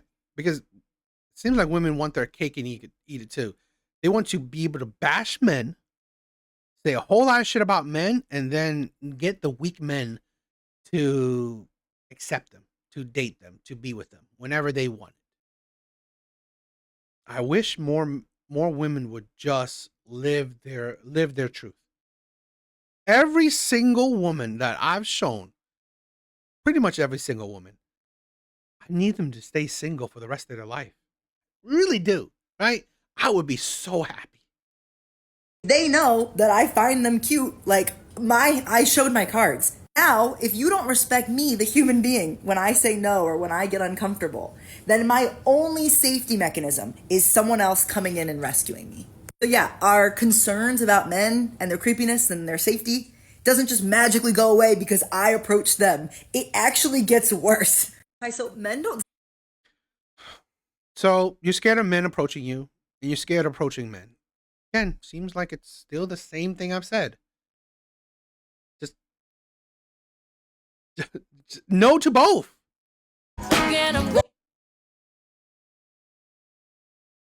I thought I showed this one because like this is how my platonic male friends take care of me, and you think I accept the bare minimum on a date.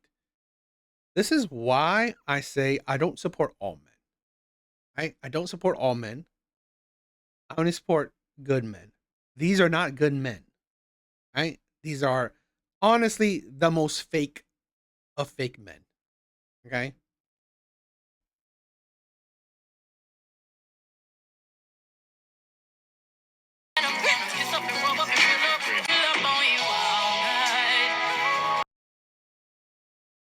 Posted this video is getting kind of lit up in the comments, and everybody is basically in there telling her that these are not her platonic male friends, they're making challengers jokes, etc. And as much as I hate to agree with them, I will agree with them, but I also want us to like kind of start challenging our thinking on that level as a society. Because to me, in a feminist society, this is what friendships between men and women would look like also. It sucks so. In a feminist society, you would clean men's feet and cook for men just for friends?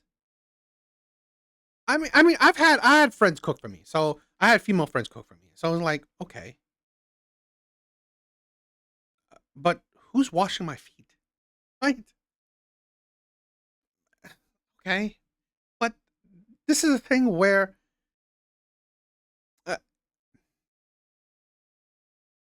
there is a certain level, right? I don't it's like just kind of an extreme. Bad that we act like any kind of labor on a man's part should only and ever be reserved for a woman that he wants to sleep with or is like romantically interested in. I think that overall really tanks us as a society, and it forces all of that labor onto women. It's not that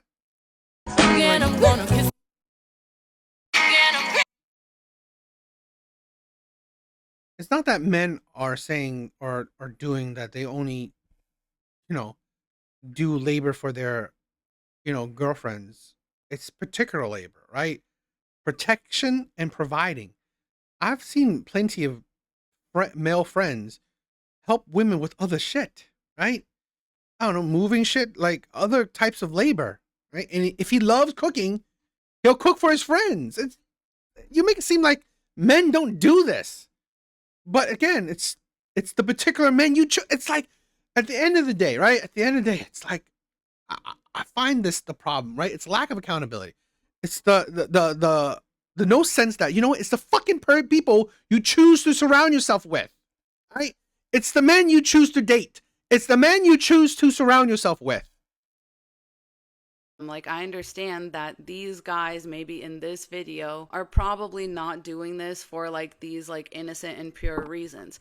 But my point is, we would have never thought about this video twice if a woman showed this exact same sequence but said, this is how my female friends treat me. We wouldn't have thought twice about that. Why is that? Because we expect so much. Would they not? Do you females wash your feet?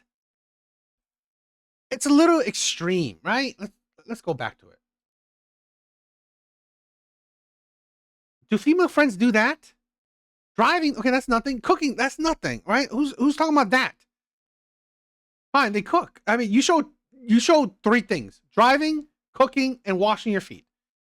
Driving, so you saying men don't drive for you? I mean, come on. You say what? I mean, like, literally, here are men cooking for you. So it's like, The washing the feet thing is weird.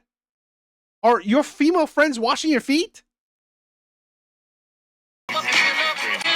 What it really means to be like heterosexual and like what it really means, like what are relationships between men and women if they're not transactional. Do you know what I mean? Because like so many women will be like, yeah, like I basically go on a date with my best friend every week. Like we go to a cute little place, we sit down, we talk about how was our week, we talk about our long-term goals and plans, like we talk about, and women don't expect smacks from each other after that. Even today, for example, I'm working from one of my best friend's house. Literally, as we're both like settling in this morning, she comes up and just silently hands me this beautiful little bowl of fruit. The week before that, she had been to like a different state on a flight and picked up one of those giant Toblerone bars for me from the.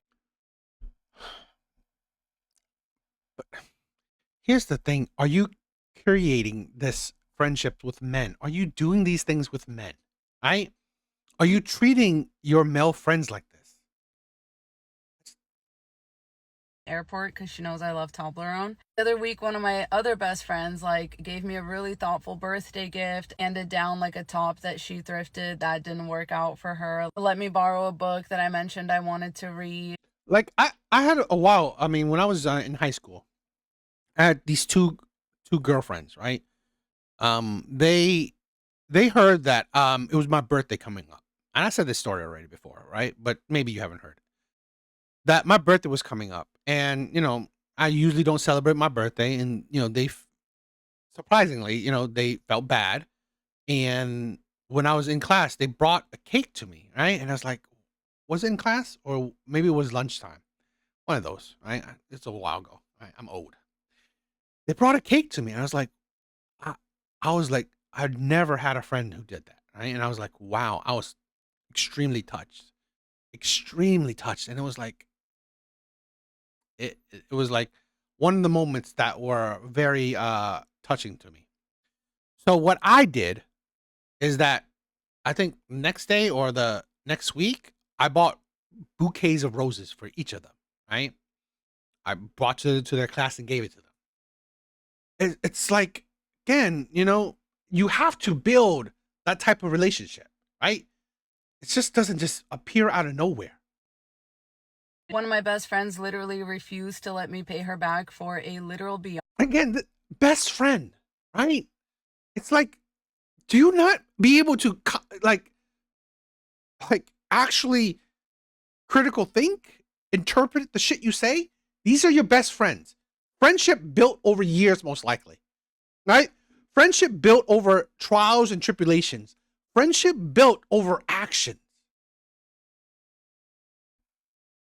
Fiance ticket, like, the kind of stuff that my friends and I do for each other. And some of these friends are men. Like, I actually refuse to have friendships with men unless they are like thoughtful, considerate, effort goes both ways. Why can't we have that with men? Like, why do men get to gatekeep that for like one special woman in their life? Like, the world would actually be a much. Do men gatekeep it? Because you literally said you have male friends. Why the fuck do you expect to have all men as your friend?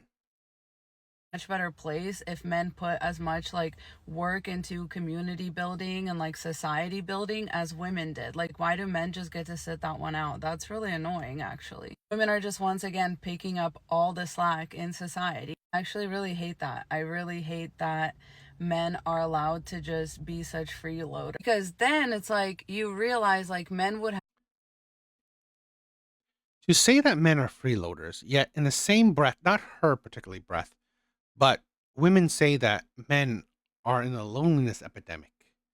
What are men freeloading? Right? What community are men in?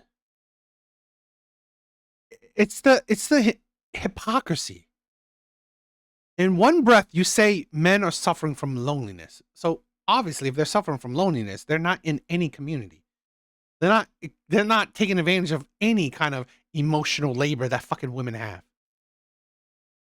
It's like, fucking stop picking and choosing. And then you literally said you have male friends that are giving you that effort. What other men do you want to be your friend? Why should men need to be with friends with every fucking woman? have to put so much more effort into romantic relationships. You know what I mean? Like, we overhype relationships where the man is just simply being like a good friend to his wife. We're like, oh my God, may a love like this slap me in the face. It's like, that's just a friendship with a woman. You probably already have all that. For a man to like be able to withhold that all the way until he gets into like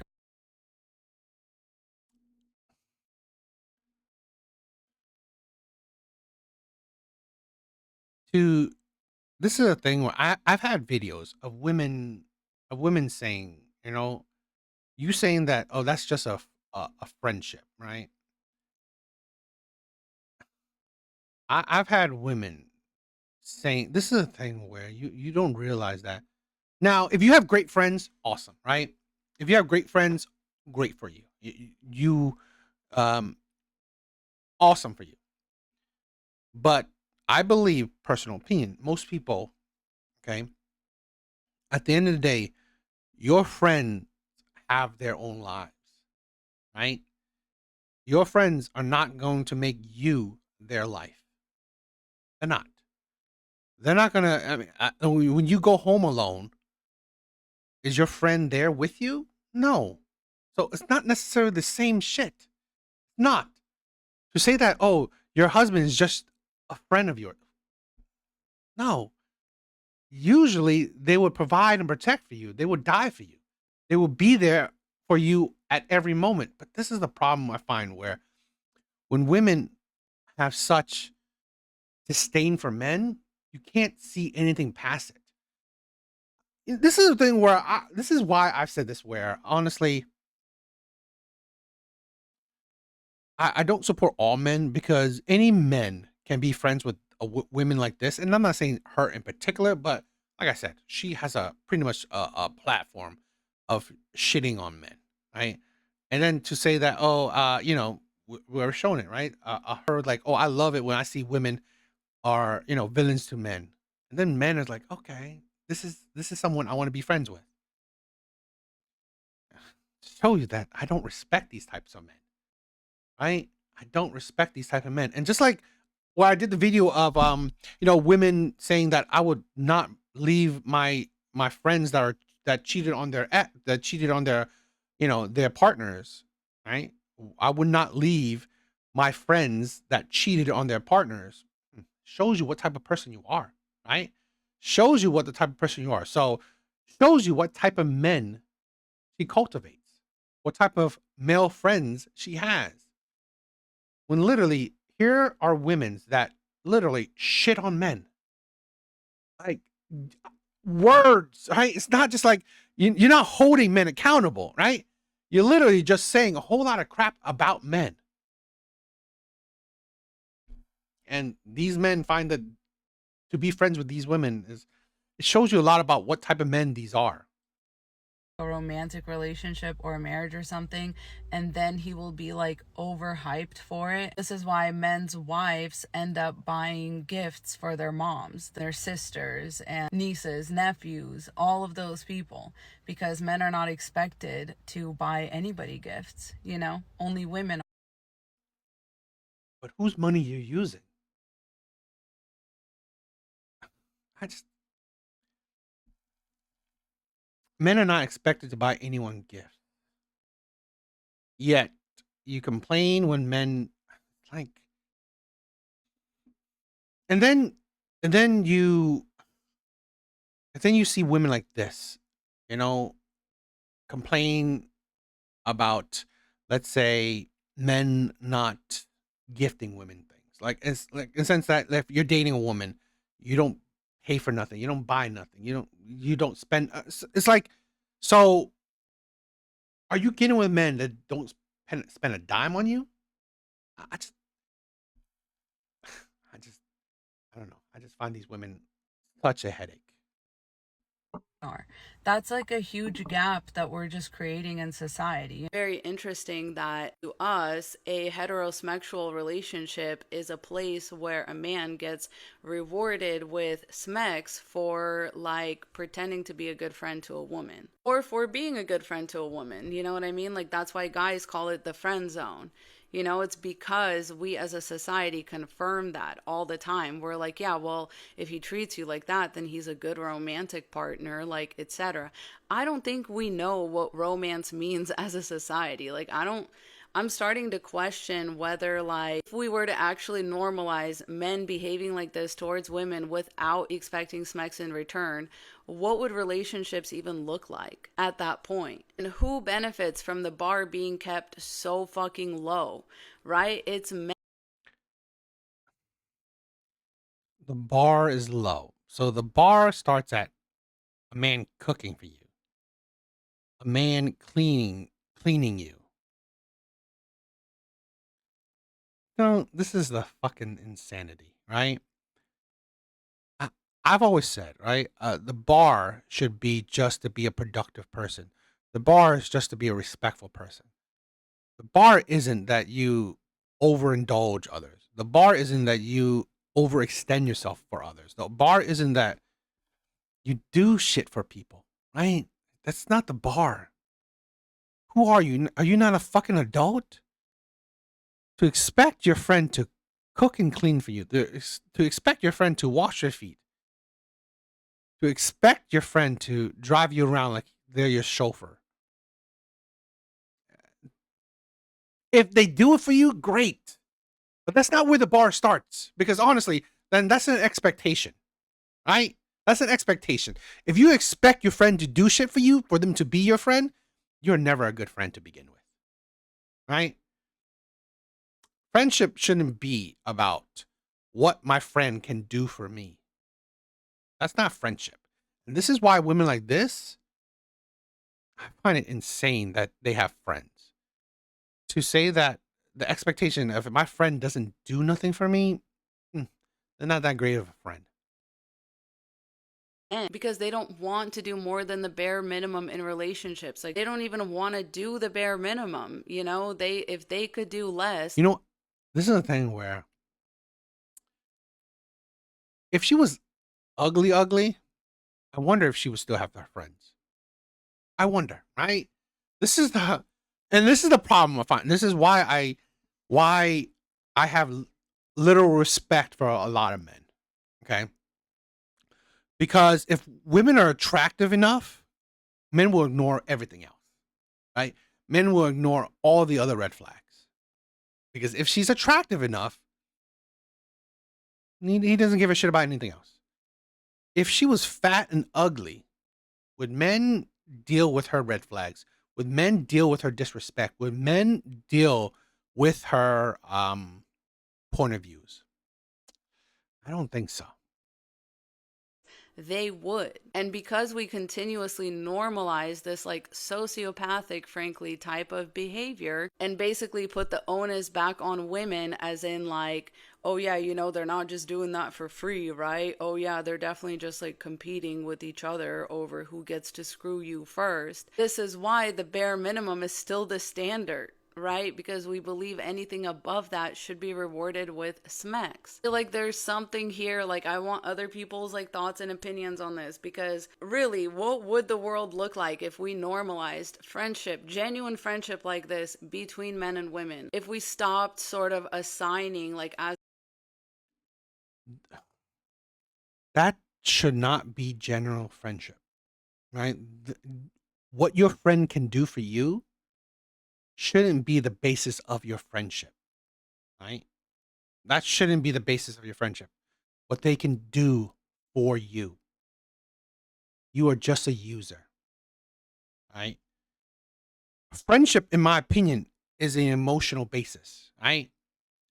Hobbies, enjoyment of hobbies, a emotional connection, okay? Um, someone to lean on. Not someone if he can cook for me, if she can clean for me, if he can fucking wash my feet, if she can drive for me, if she's getting me food, if she's, buying me chocolates. Why is it that it's so transactional? What can you do for me? As a society, this whole other aspect to it, just because like one aspect of a friendship exists, just automatically assign this sexual aspect to it. And it was also concerning because there were so many people in the comments being like, oh, my guy friends just like kick me and punch me and slap me. And it's like, as if that's not inherently sexual, as if that's not also like a type of sexual currency that we deal with as a society. Like, I'm sorry, How is that? When you men call smex hitting, smashing, cracking. Do you think that your guy friends are any less sexually interested in you if they're performing violence on you? Like, I don't know, on one hand, it's like at least this girl's friends are cooking her meals and coming out and supporting her at her events. Like, your guy friends are literally just like hitting and tripping you. It's to the point where actually if a man spends any time around you at all, it means he wants to have sex with you. That's the point where we're at as a society, because that's how little we value women. That's how little we value the kind of friendships that women have, that men are like, no, why would I do all that for somebody I'm not even effing? And then women are like, yeah, why would he do all that for somebody he's not even effing? He definitely wants to eff you. And it's like this self-fulfilling prophecy. It's like this closed loop. Now, I've said this before where I don't really believe that you should be friends with people you find attractive. Okay. My own thing, right? Because if you like the person's personality, then you like the person's looks. Why wouldn't you like to be with that person? But I don't necessarily think this is a thing where, if the person is easy to talk to, if the person does come to your events, that's a good basis for a friend. But again, if my friends don't cook for me, that doesn't make them any less of a friend. And I definitely don't expect it. Okay? I don't expect them to cook for me. I just feel like sometimes like that is not the bar, right? That's not where the bar starts. I would never expect any friend to do anything for me, right? I mean, at the very least, it's just be an ear for me to talk to. That's it. Or to do certain activities, right? Hobbies with, right? If you like, I don't know, poker, right? Fishing, um, playing video games. Because here's my thing where it, I have a problem when a lot of women think that friendship should be mutual, right? Should be mutual. So if he likes cooking and he cooks for you, okay, fine, that's him.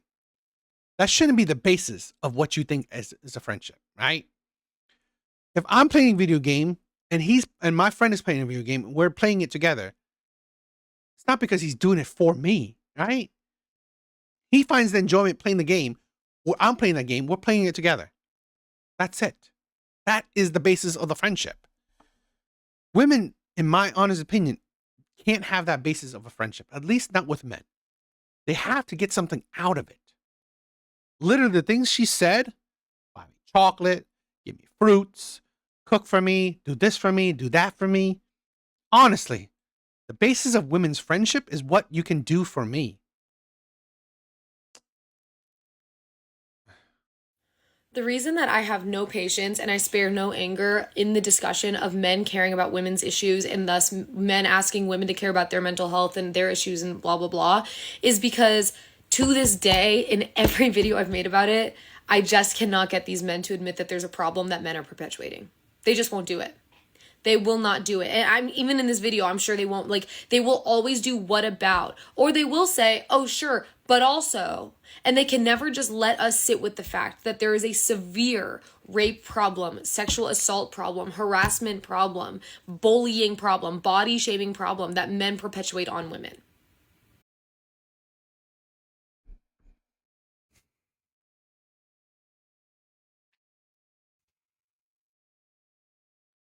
I want to say this, right?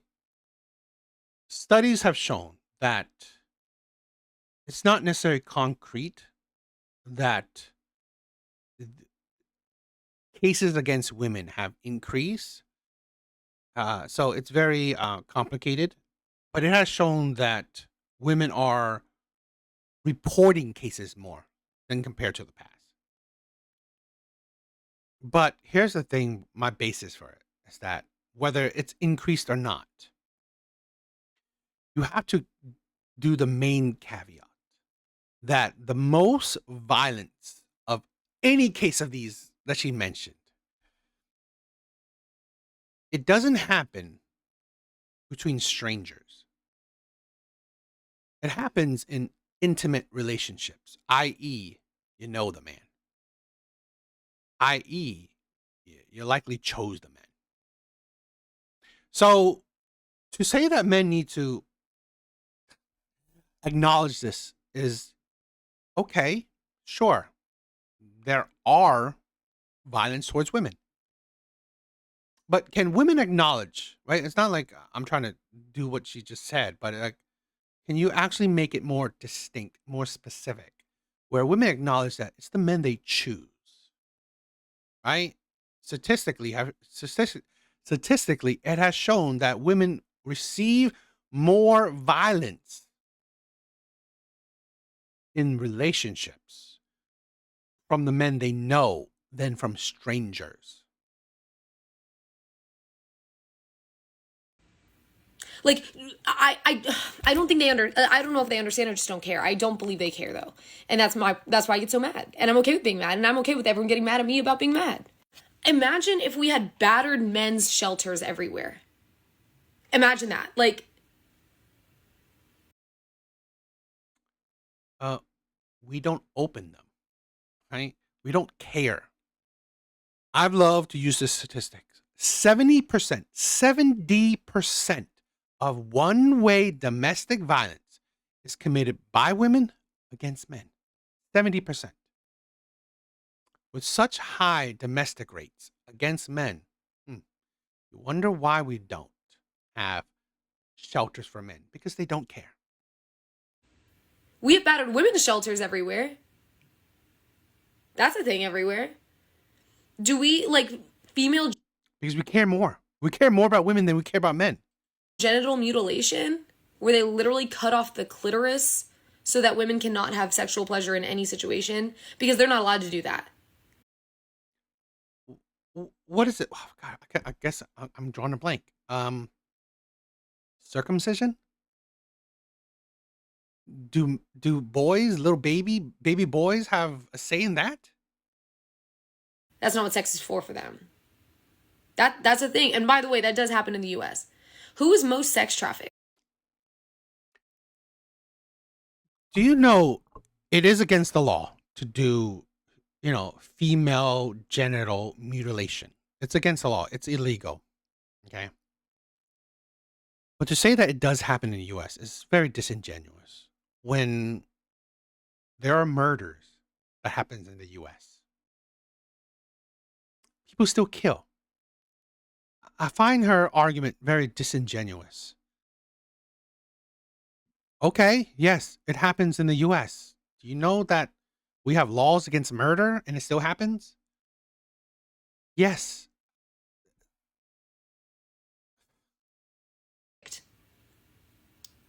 Who are primarily the most what gender, let me say, is most often the one that is doing the sex trafficking? Well, I hate how disingenuous she said. So, what gender does this vile act? Okay, men. I get it. But you gotta. This is why I always want to. Why I say stuff like this is disingenuous. So you gotta think of it this way, right? So let's say 10 cases, right? Let's say 10 men. Only one man does a vile act, right? Only one man. A population of 10 men, only one man does something terrible. A population of 10 women, 0 woman does something terrible. Right? 0 woman compared to 1 man. So when you say that, oh, you know what? Men do this vile act. Technically true, right? This one man, the only man that does the vile act, when you say men do this vile act, technically, right, it is true. But it's disingenuous. Why? Because again, that one man, why does that one man equal 10 men, right? Why does that one man represent all other men? I always like to say this, okay? Men are the ones to do violent crimes, right? The majority of violent crimes are committed by men. I agree. It's not the same thing as majority of men commit violent crime. This is why women like this are disingenuous. To say that, yes, men are the ones to sex traffic, it's not the same, or the majority of sex trafficking are done by men, not the same as the majority of men do sex trafficking. Not the same fucking thing. And I literally gave you an example how disingenuous it is, okay? Because the numbers don't show it. Most men don't do it. Most men don't harm women. Most men don't do violence. All right? You could think about again, correct me if I'm wrong, do your own research. I think let's say SV, right? SA against women. I think it was like, let's say I don't know. Let's say the number of cases are probably like under around 300,000. Sounds like a lot, right? Or I don't know, maybe 300,000 cases or 300,000 men were arrested for it. Sounds like a lot. But when you compare it to 160 million men, it's like fucking nothing. I'm just giving you hypothetical numbers, or not necessarily hypothetical numbers, because I don't remember exactly, but do your research. It still shows you that it's not the majority of men doing these things. Answer fast. I'm waiting. So, like, my problem with this is that, like, regardless of the issues that men want me to address, which I don't have to address every single issue in the world. I don't have to address any issue I don't want to address, actually. But regardless, why would I do that if you still refuse to admit that you guys are the ones perpetuating these issues on us? I'm waiting. I am waiting. And I've seen people be like, oh, so you only want to help if we help you? I want you to stop fucking hurting women.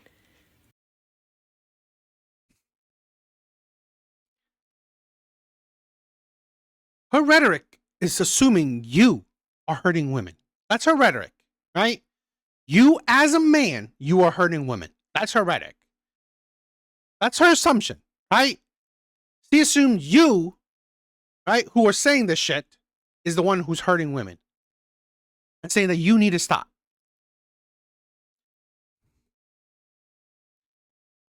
This whole video, right? It's like all these videos, like I know it's tiring, right? It's like almost, I don't know, 2 hours or whatever, however, I don't know how long. I'm going to cut this up, so I don't know.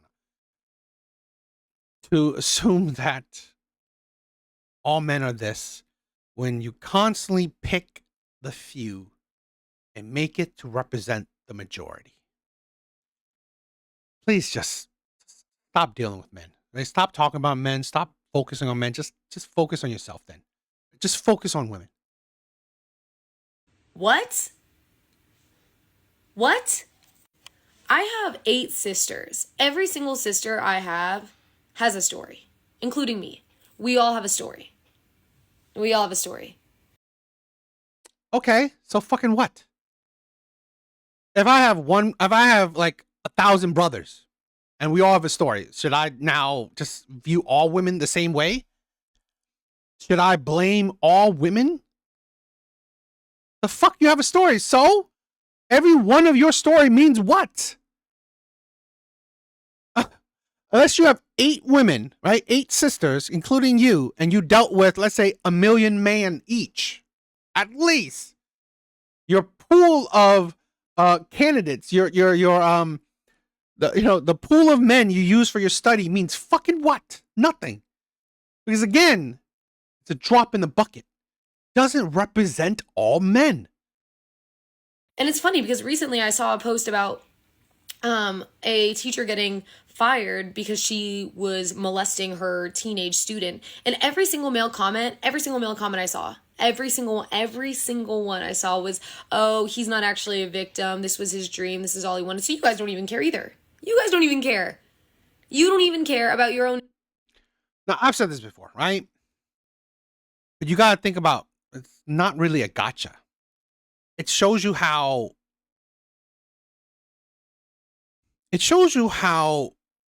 unprivileged men are, right? It shows you how bottom of the totem pole men are. Men don't even care about other men. Women don't even care about men, right? So if nobody cares about men, do you think men are privileged? Do you think men are, doing well? No. Society does not care about men. Nobody cares about men. But here's the thing. Here's the difference where society actually cares about women. No matter how much you complain that men mistreat women, there are men to come to your rescue. Nobody is coming to a man's rescue. Right? So it's like we could play the victim Olympics, right? So saying how terrible things are for women, saying how terrible things are for men, right?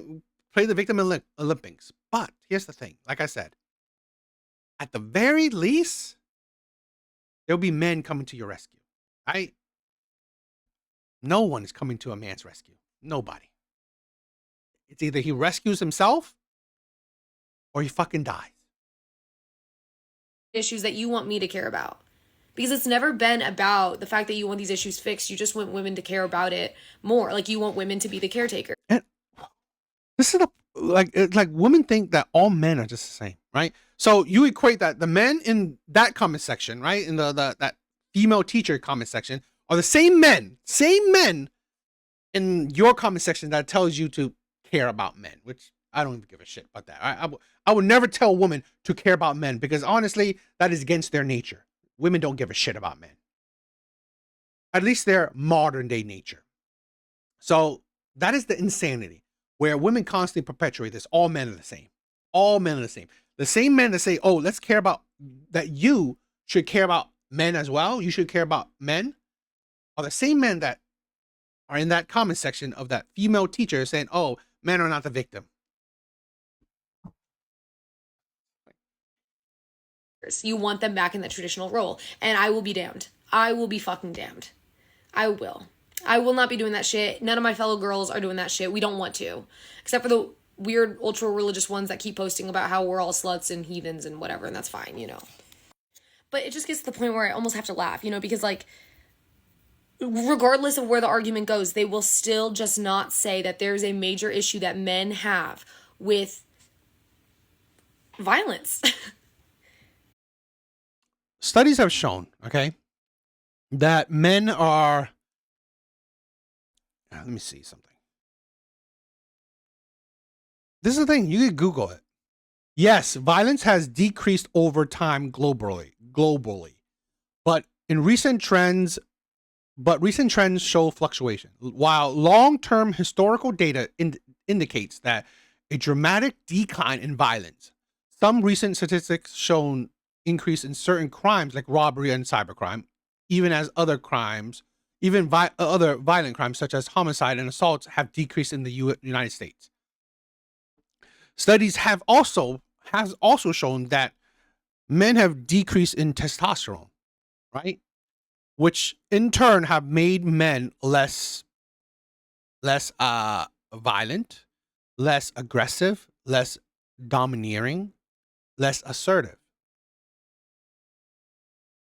So I can base my shit off of at least, there's links to it, right? There's footnotes to it. Okay, there's links to it. I can at least show you, right? Or say, quote, actual data, at least AI smart data. Where the fuck are you saying your shit? I mean, that's it. What percentage of school shooters are men? What percentage of shootings in general are men? What percentage of family annihilators are men? What percentage of domestic violence is against women?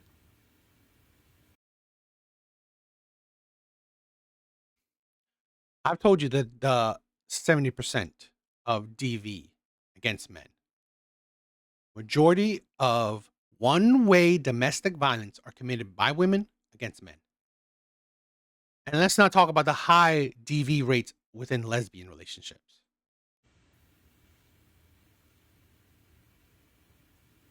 It's pretty silent right now. Yeah, because you're fucking talking to yourself. So yeah, I mean, like it's absurd that you want me to address your sadness when I have to sit here every day and hear another story from a woman saying, "Oh, I was violently raped, and now my rapist is avoiding jail time," or just all of these issues. Because you guys won't even call that out as shitty. You guys won't even say that's bad. Because I know it's not every single man doing that. But have you guys ever heard about the bystander in the little bullying situation that they used to talk to us about at school? You're the bystander. You do nothing. So. Aren't you a bystander too? What the fuck are you doing? I find the hypocrisy in women. I really do. And I've shown you dozens of videos, right? I know I'm making you suffer through it, but I just want to, again, make my viewpoints concrete. I don't say shit just to say shit. I recently had a detractor, say I bully women, I hate on women, but, and it's like, oh, why do you say shit? Well, why? I literally shown you why. Dozens of videos. This is what is inundated, right? This is what all these women, right? And just in this one video, right? I've shown you plenty. I have hundreds of it. Hundreds. So think what you will. But what do you guys think? Ooh, that was doozy, right? I'm sorry. I'm sorry it was long. But it's a lot, right? But I think it's a good thing, right? I mean, I wanted to show it, so I hope you guys didn't suffer too bad through it. Right? I hope it wasn't too bad for you guys. Maybe I kind of got a little bit of a headache. I maybe kind of got a little bit of a headache towards the end, but it is what it is. Why I wanted to show it is that I've said this before, okay? My content isn't about hating women. Not a single one of these women, which I'm not crazy about them, but do I hate them? No, I don't give a shit. I don't care. I'm not going to remember these women. I'm not going to remember their name, even if which I don't know because I don't look at it. I don't really give a shit. I don't give a shit about any of these women. But none of my rhetoric was really, I don't think so, actually hate or bullying towards any of these women. But I said this, I had a detractor said, oh, why don't you, give constructive criticism, tag these women. You think any of these fucking women would even listen to me? You think you can change the mind of any of these fucking women? Even if you make the most logical, right? Because the last woman I just said, I gave statistics, right? Numbers, right? Data, studies. I guarantee you wouldn't change her mind. I guarantee you. The point isn't to change the minds of women, okay? Particularly the women that I've shown you, right? It's not the point. It's the point to either change the mind of an audience, right? A particular audience or one audience that may view that had disagree with me and maybe view something different because I'm showing you visual proof, or to help men to understand things better, okay? Because like I said, we don't try to change women, right? These miserable women are what they are. right? They will believe what they believe. What I said is that you can only affect yourself, right? What you do, your own actions, your own views, that's what you can control. I would not change any one of these women. I would change how I go about shit. Okay. That's what I want to promote. That's my prescription. Okay. Handle your life. Take control of your life. I don't care about these miserable women. Okay. Because at the end of the day, I said this before, you can't hold bad people accountable. You can't. Because at the end of the day, it's usually the bad people who get away with shit, right? It's usually like all these women, like let's say this, all these women have all shitty takes, all disgusting takes against men. It is what it is. But if any of these women wanted, they will have a man, a white knight, a beta ass motherfucker, will come and knock on their door whenever they're ready, whenever they want. So at the end of the day, these women don't suffer loneliness, suffer consequences, unless they don't want to, right? These women have to force them to opt out of the dating market, right? They have to opt out of the dating market because they want, they do it on themselves, right? They do the action themselves because they know that if wanted to, right? Even the woman that opt out, anytime she wants to, she can change it. So why would she change her mind, right? Why would she change her mindset, change her ideology? She wouldn't, because even the most miserable woman you saw tonight, she would still have a man in her DMs. She would still have a man hitting on her, still have a man wanting her. And whenever she feels it, if she feels it, she always have the option of accepting any of these man's advances. If she wants it. I'm not saying she does. But again, shows you that even if she could be the most and some of these women have men, or like I said, have male friends, right? They could be the most vile women. Don't matter. Men accept anything. Men have no standards, right? Particularly with men, with women they may want to have sex with, right? I'm not, maybe they have more standards with women that they would get in a relationship with, but yeah, particularly, if he wants to have sex with her, he has no standards. Which here's my thing where I promote. It's not my prescription because honestly, I don't give a shit, right? You guys do what you want to do. But I would say what I do, where I don't care if it's just sleeping with you, right? I ain't dealing with women that are this disgusting. They may be pretty on the outside, but they're fucking ugly on the inside. And I'm not attracted to that shit.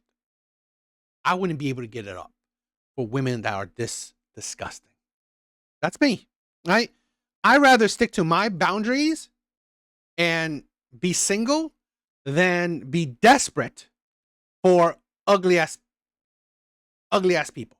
That's my thing, right? I'm not telling you what to do because honestly, we're all adults. All these women are adults, right? Not children in sight.